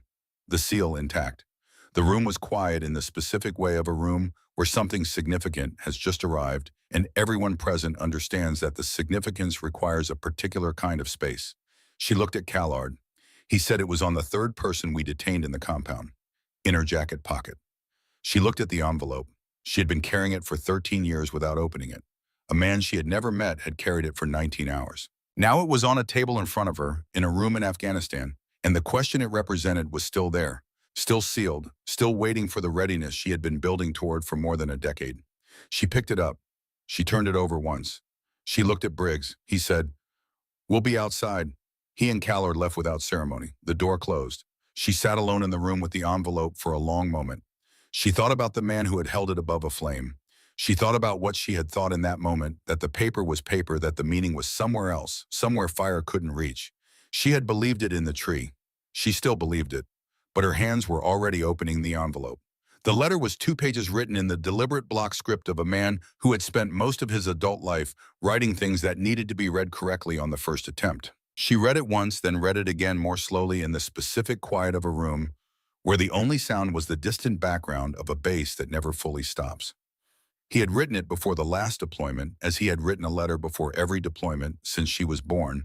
The same practice, the same place in the house where her mother would know to find it, the same acknowledgement that what he was preparing to do contained as a permanent possibility, the outcome that the packaging of his personal effects would communicate. He had written knowing she might be 12 when she read it. He had written knowing she might be 40. He wrote about what he had been trying to give her when he put a rifle in her hands at 10 years old. Not the skill itself, not the mechanics of long-range shooting, not the technique. He had been trying to give her steadiness, the ability to be entirely in the real moment rather than the anticipated one. He had watched other people try to teach this quality and had concluded over 20 years that it could not be taught directly, it could only be recognized when it appeared and not interfered with. He had seen it in her before he began. He had been afraid of it. At first, he wrote, afraid that he was asking something of a child that grown professionals spent careers trying to develop. But he had watched her over those 2 years and understood that the steadiness was not a burden she was carrying. It was simply who she was. The training had not created it. The training had given it a language. He wrote about the letter. He said he knew she would carry it and not open it for a long time, and that this was correct, and that when she opened it, she would discover that she already knew everything in it. He wrote that is also correct. He wrote about her mother and the promise he was certain she would ask for, and his belief that honoring it was the right thing to do. He wrote that there would come a moment when the honoring of it would cost something real, and that the cost would be the price of being who she was, and he was not asking her to pay it for his memory. He was asking her to pay it for herself and for the people standing next to her when the moment arrived. The last paragraph was short. He wrote, "I have been in rooms with remarkable people and in the field with people who gave everything they had for the person next to them. What I know with more certainty than almost anything else is that the quality that makes a person worth standing next to has nothing to do with what they can do. It has everything to do with what they choose when the choice is real and the cost is real. I know what you will choose. I have always known. And that is why I don't worry about you. Not because the world isn't dangerous, because you are already everything it requires." He did not sign it with his rank or his call sign. He signed it Dad. She sat with the letter after she had finished reading it in the quiet of the room, the 2 pages in her hands in the specific weight of 13 years settling into something that was neither heavier nor lighter, but was resolved. Not closed things like this do not close, but resolved in the way a question becomes unnecessary when the answer has been growing in you for so long that the formal asking of it is a formality. She had known. She folded the letter. She put it back in the envelope. She put the envelope in the inside pocket of her jacket against her chest.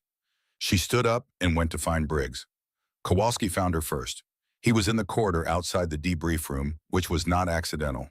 She recognized this, immediately recognized it in the positioning and in the fact that his arms were at his sides rather than crossed, which was a posture she had not seen on him in any context that was not active work.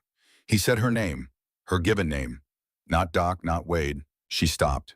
He looked at the floor and then at her in the way of a man who has said a thing in his head many times and is discovering that the version he arrives at out loud is different from any of the rehearsed versions. He said, "I was wrong about you from the first day. I made up my mind before I had any information to base it on, and I held that longer than I should have. That's not professional and it's not fair, and I know it." She looked at him. He said, "I'm not asking you to say it doesn't matter. It does matter. I'm telling you I know it does." The corridor was quiet. Somewhere down the hall, a radio was running through a comms check. The bass had its rhythms and its background, and inside all of that was this 2 people in a corridor, one of them saying a thing that cost him something, the other one deciding what to do with it. She said, "I know, you know it." He nodded. She said, "We're good, Kowalski." She said it the way you say something when the accounting has been settled rather than deferred. And he heard the difference, and something in his posture changed, not theatrically, not in the way of a performance of relief, but in the specific small physical way of a man whose shoulders have been carrying something that has just been put down. He said, "Yeah, we're good." She walked past him. He watched her go.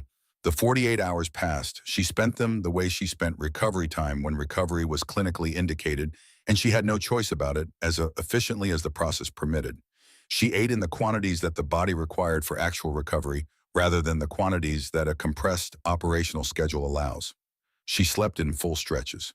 She worked through the physical rehabilitation sequence that Prescott had outlined for the shoulder mobility issues that the suspension had created with the same methodical commitment she brought to everything. On the second morning, she went to find Prescott.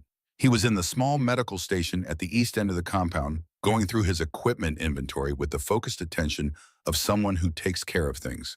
He looked up when she came in. She said the field work was good. The needle decompression protocol was clean.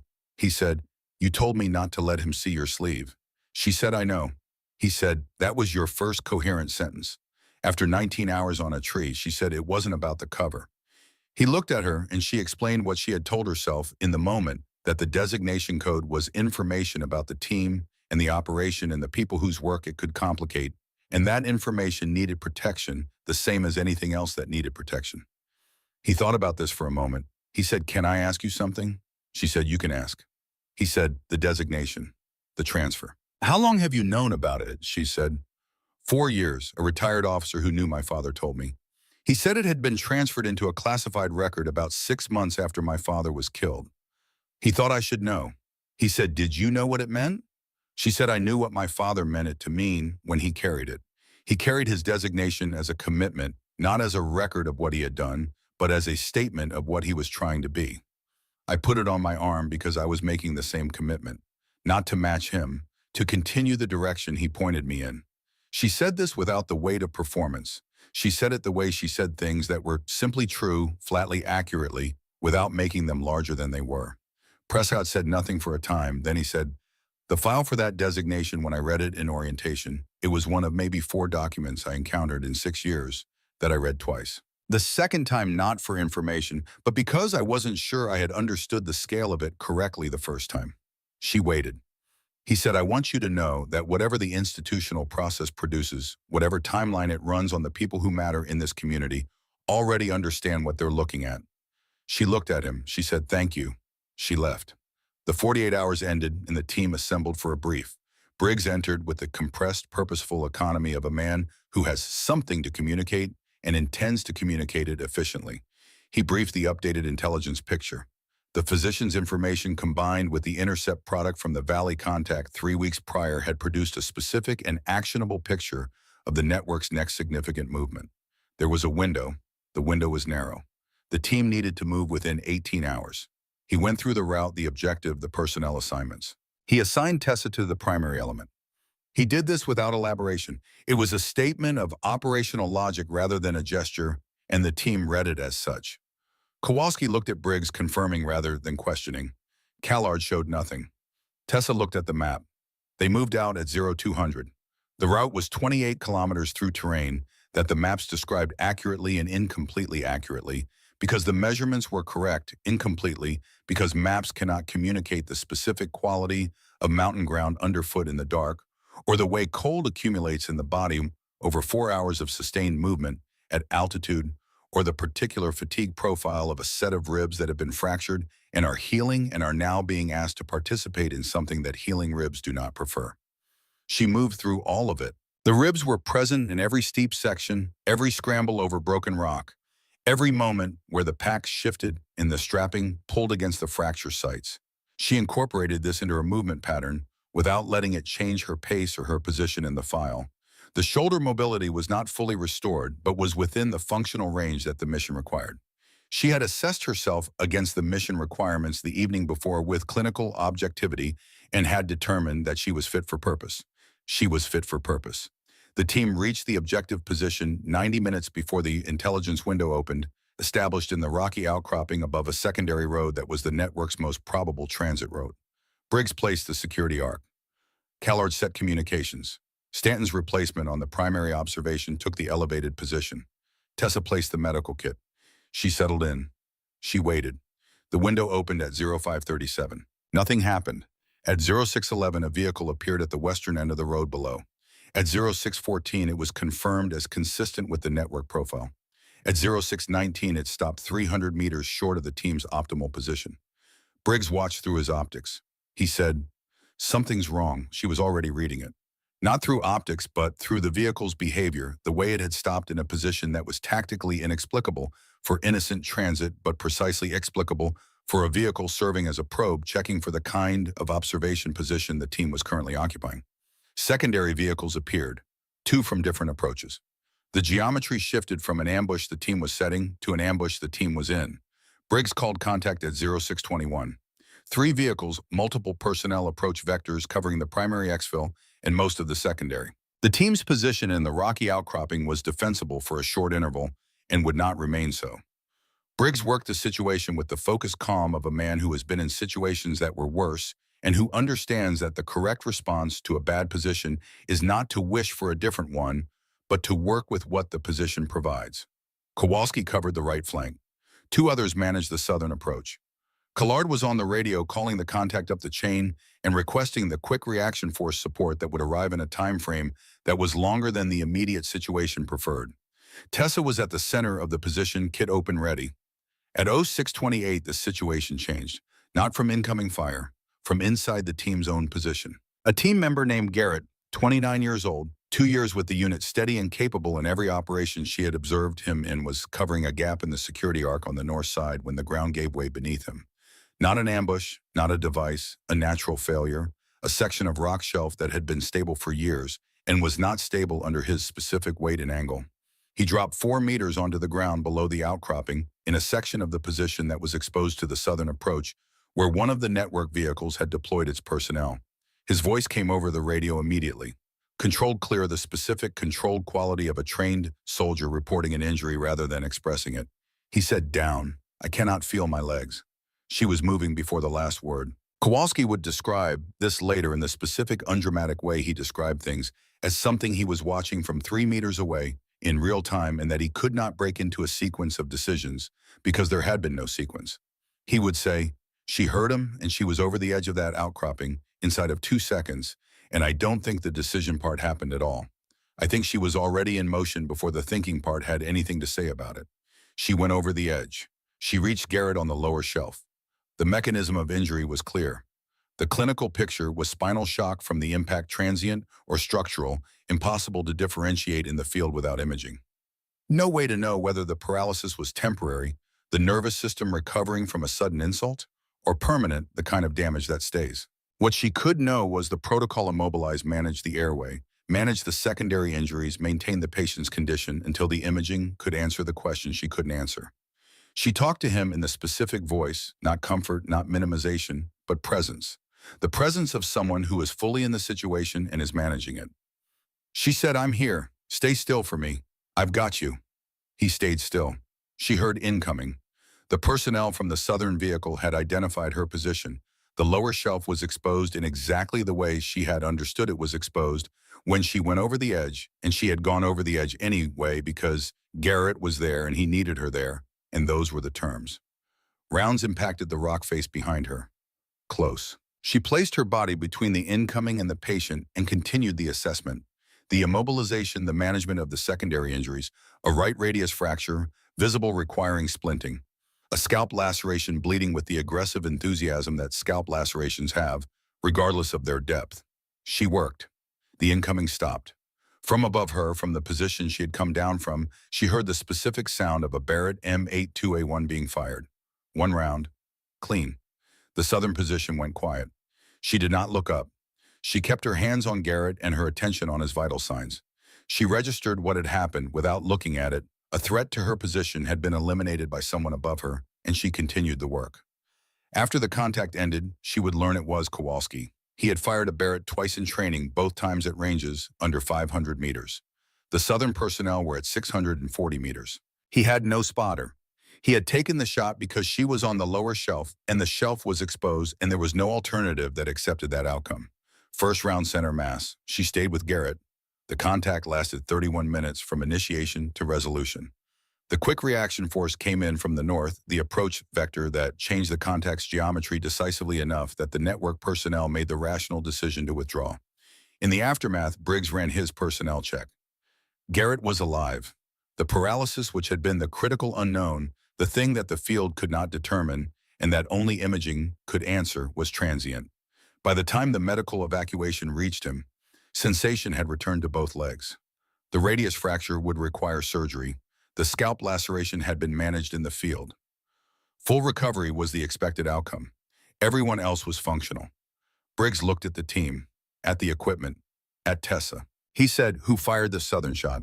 "Kowalski said I did, sir." Briggs said distance. Kowalski said Callard estimated 640. Briggs looked at Callard.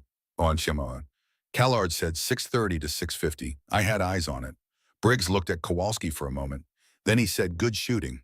He looked at Tessa. She was finishing the post-contact medical assessment of the team, moving through the checklist with the methodical thoroughness that had become in the weeks since she had arrived, simply the way she moved through things. No editorializing, no performance of competence. The work done. Briggs said, not loudly, set it in the register of a decision that had been made and was being communicated. "Both of you, when we get back." She looked up. He held her gaze. He said the QRF commander is going to need a full accounting of this contact.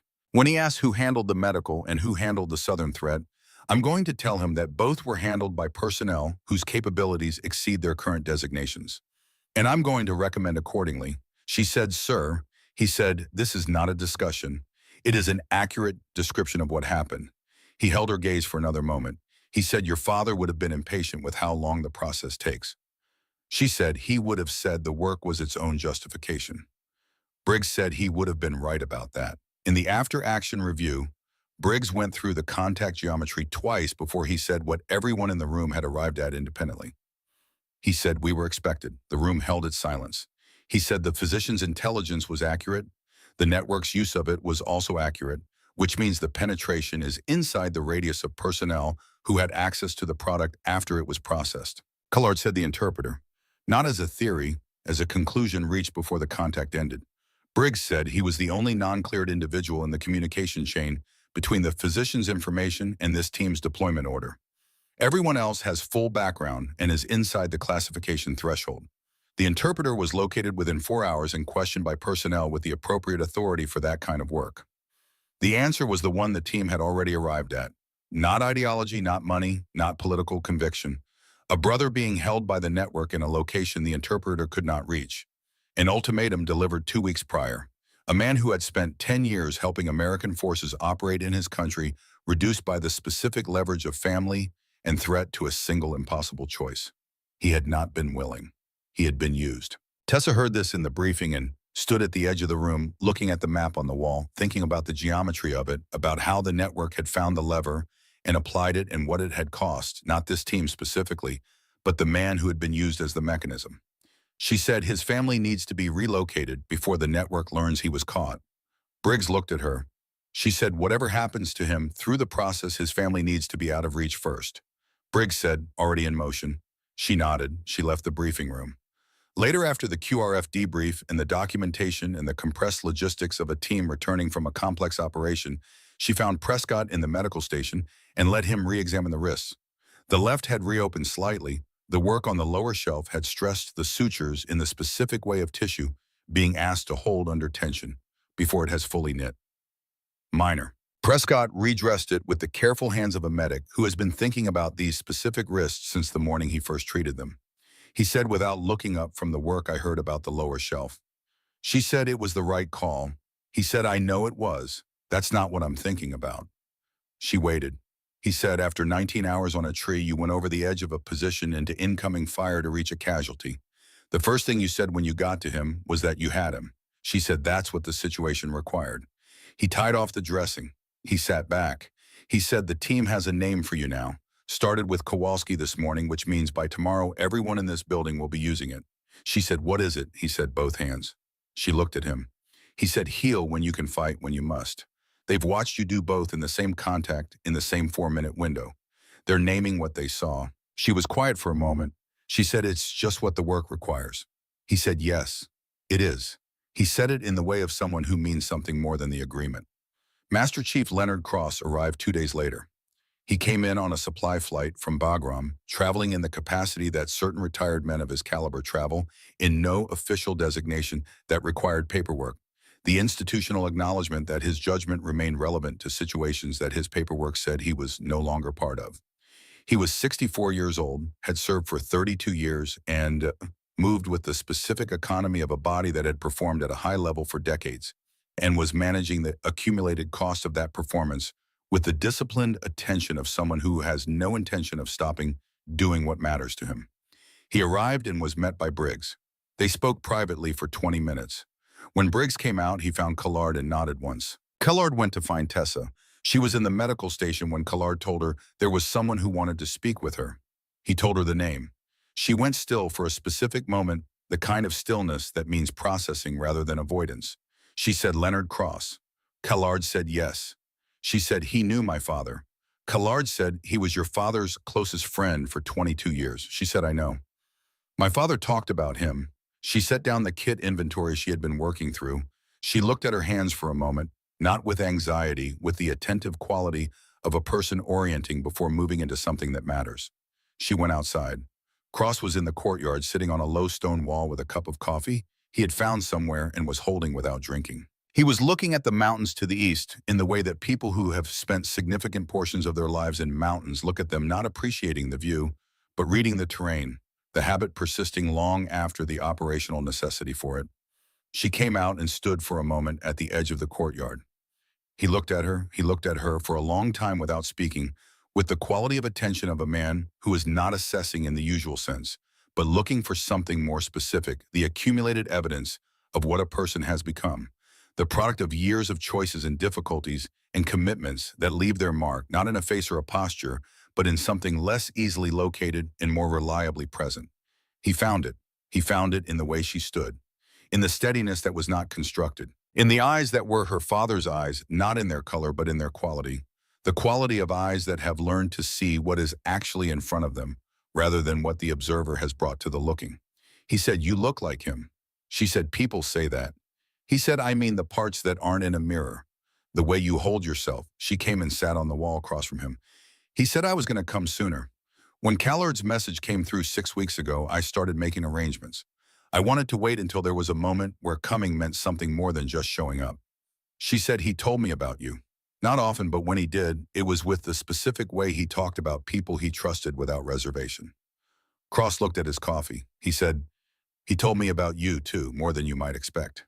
He talked about the range sessions, about watching you learn something and then watching the learning disappear into who you simply were. He said it was the most remarkable thing he'd ever seen in a student, and he'd trained some serious people." She said, "He never told me that." Cross said he didn't need to tell you. That was the point.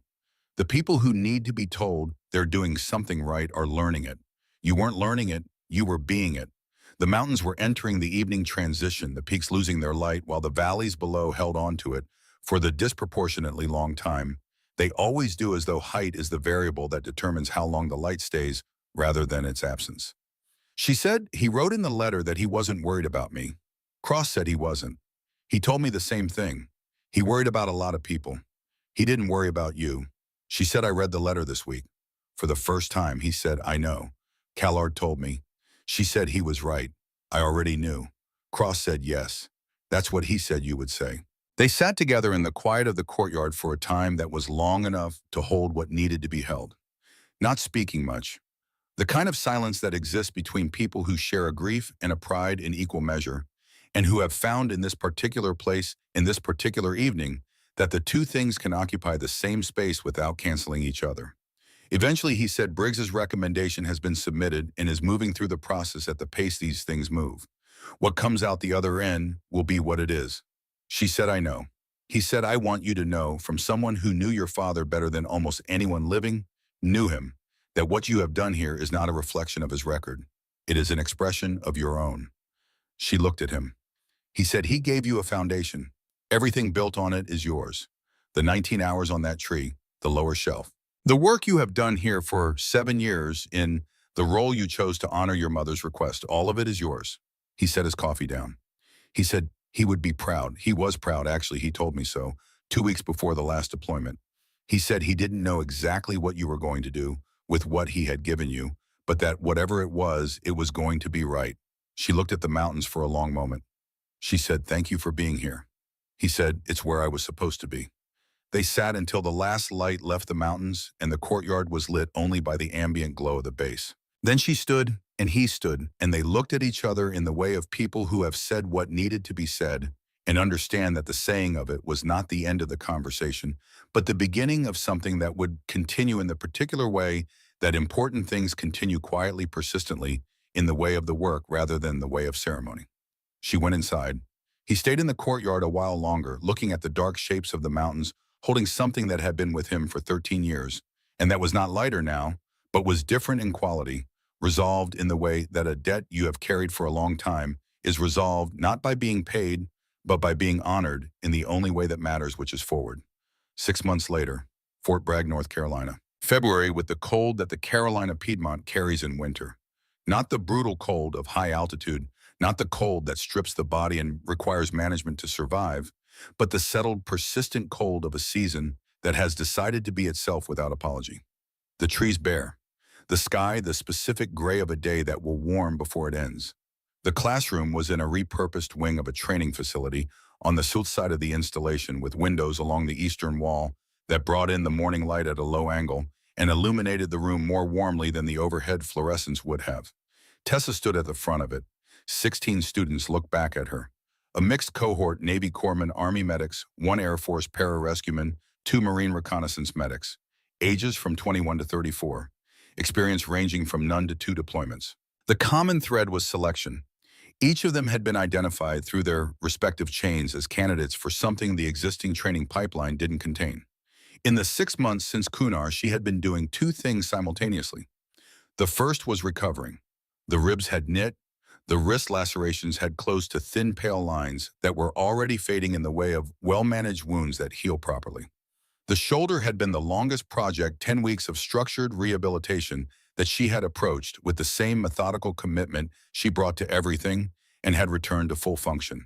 She had gained back the weight she had lost in country, plus a modest additional amount from the rehabilitation nutrition protocol and the training she had resumed as soon as it was clinically appropriate. The circles under her eyes, which had been present for most of the previous 2 years in the specific way of a person managing too many things on insufficient sleep, were gone.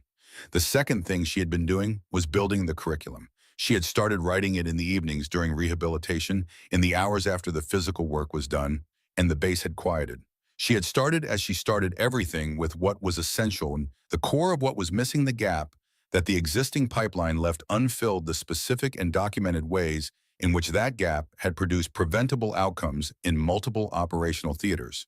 Then she had built outward from the essential, adding complexity where the complexity was real and genuine, and stripping it where it was the complexity of bureaucratic process rather than operational necessity. Briggs had reviewed every draft. Callard had contributed the tactical integration sections. A senior medical officer at the Naval Medical Center had reviewed the clinical framework and had submitted as part of his formal assessment that this curriculum represented the most coherent integration of combat medicine and tactical decision-making he had encountered in his 20-year career, and that it addressed documented gaps with a specificity that suggested firsthand operational experience rather than theoretical synthesis. She had received this assessment and continued writing. The curriculum had been approved. The trial period was 2 years, 4 installations. The VA had already submitted a request to review the material for integration into their advanced training programs. 3 states were in the preliminary assessment phase. Stanton was in the 3rd row. He had returned from the surgical element at Bagram with a reconstructed shoulder and a recovery prognosis that the surgeons described as favorable, which was their way of saying that the repair had gone as well as it could go, given what had been repaired. He had enrolled in the pilot course through the appropriate channels with an application that included, in addition to the required documentation, a brief personal statement that he had written 3 times before he was satisfied with it. The statement was not required. He had included it because some things should be on the record.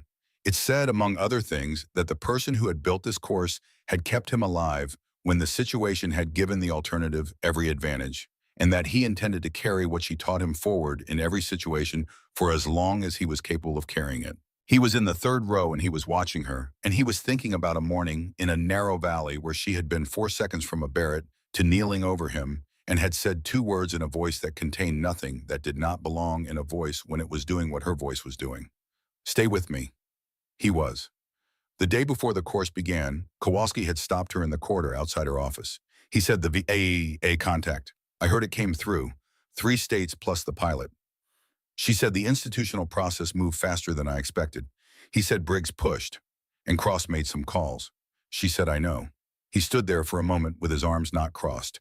He said, there's a phrase that's been moving through the community. Started at the forward base after the QRF came in.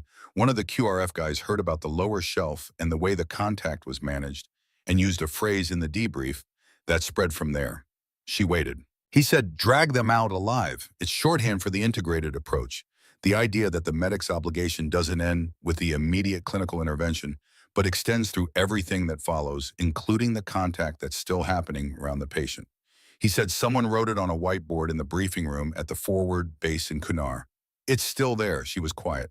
He said your father would have said it was just the right way to do the job. She said he would have, and he would have been right. Kowalski said, yeah, he walked away. She watched him go, and she thought about the phrase, and she thought about the whiteboard in the briefing room, in a valley in Kunar where everything had happened, and she thought about the word 11, what it contained, not just the biological fact of continued existence, but the fuller meaning, the one her father had built toward in everything he had given her. Alive in the complete sense. Present. Capable. Continuing. She went back to work. On the evening before the course's second week, she called her mother. She sat on the steps outside her quarters with the phone in her hand for a few minutes before she made the call. Not hesitating, orienting, she wanted to be entirely present for it. Her mother answered on the second ring. She said, Tessa. Tessa said, hi, Mom. Her mother said, how are you? She said, I'm good. Her mother said, actually good. She said, actually good, yes. Her mother was quiet for a moment, the specific quality of quiet that means processing rather than absence. Then she said something changed. Tessa said, I opened the letter. The pause on the other end had a specific length long enough to hold the weight of what that meant, but not so long that it became an expression of being overwhelmed by it. Her mother said, when she said in country, it came back to me after something. I opened it the same day. Her mother said, and she said he was right. I already knew. Her mother said after a moment that was full without being long. He said you would. She said you both knew. Her mother said, he told me the morning after you came back from the range, when you were 14, you had been there since 6, and you came home sunburned and completely satisfied in the way that means the work went exactly right. He said she already knows who she is. We just have to not get in the way. She said he never told me that. Her mother said he didn't need to. That was the point. They talked for 40 minutes, not about operations or the course or the institutional processes that were moving at their own pace with their own timelines. They talked about the house and her mother's garden, and the winter, the ordinary continuation of a life that persisted and was good. Before they said goodbye, her mother said, he would be proud of every decision you made. She said, I know that now. Her mother said, you've known it for years. You just needed the letter to confirm what you already understood. She said he wrote that. Her mother said he told me first. They said goodnight. She sat on the steps for a while after in the February cold that was cold but manageable. The kind of cold that requires awareness but not management. The base was settling into its evening rhythms. Generators, perimeter lights, the distant sound of a vehicle with somewhere specific to be. The ordinary persistence of a place that does not stop. She thought about her father. She thought about him with the specific quality that the grief had become over the years, not the raw, acute weight of loss which had its time and its place, and had been fully present when it needed to be, but the transformed thing that loss becomes when you live with it long enough and work with it honestly enough. Not healed because healed implies a return to a state that preceded the loss, and she was not that person and would not be. She was the person who had grown in the space the loss had opened, and growing in a space is not the same as filling it. The space remained. What changed was her relationship to it. She thought about what he had said in the letter. She thought about what it meant that everything he had written she had already known. That the knowing had been in her for years, expressed in every choice she had made, in every difficulty she had moved through, and every time she had put her hands to the work that was in front of her, rather than the work she had imagined would be in front of her. She thought about Stanton in the third row. She thought about Garrett, who was in physical therapy in Virginia, and was walking without assistance, whose spinal injury had been transient in the way that spinal injuries sometimes are when the person they belong to has had adequate care quickly enough. She thought about the farmer in the irrigation field whose femoral artery had been packed and whose life had continued because of 90 seconds of work on a cold morning in October. She thought about the physician in the village whose intelligence had produced 3 operational results that the chain had assessed as significant, whose son had not been brought back by any of it, but whose information had prevented other sons from being lost. She thought about what the phrase "drag them out alive" contained when you opened it all the way up. She stood and went back to the work. On a morning 3 weeks into the course, a message came through Briggs. He forwarded it without comment, which was itself a form of commentary.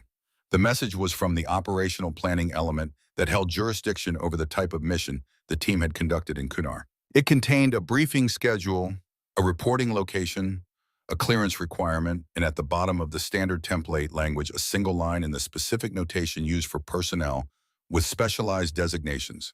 Personnel bearing classification. Ghost 2 are requested to attend the initial briefing. She read it twice. She looked at the reporting date, 4 weeks out. She pulled up the course schedule. The second cohort was scheduled to begin in 7 weeks. The third cohort request from the VA and 2 additional military programs was in the final stage of approval. Stanton was already in preliminary conversations about a teaching role in the second cohort pending his rehabilitation timeline. The work was moving, it had momentum. It was early enough in its life that the momentum was still fragile in the way that new things are fragile and real enough to become permanent, but not yet the kind of established fact that sustains itself without the continued attention that built it. 4 weeks out, she sat with this for a long time. Not in conflict, she understood both sides of the equation well enough that the conflict was more specific than a simple tension between 2 directions. It was the specific question of sequence. What does the work require next? She thought about her father. She thought about a man who had spent 21 years in asking that question and answering it in the specific way of someone who understood that the answer lived in the situation, rather than in any principle applied to the situation from outside it. He had been wrong sometimes. He had made decisions he regretted. He had not been defined by either of those things because neither of them was what the work was about. The work was about the person in front of you and the moment you were in and the full application of what you had, both hands, always both hands to what the moment actually required. She closed the laptop. She went to the classroom. Stanton was in the 3rd row.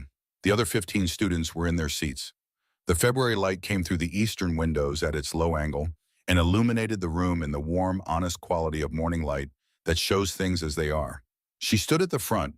She said, "We spent the first 2 weeks on the primary assessment sequence and the tactical integration framework.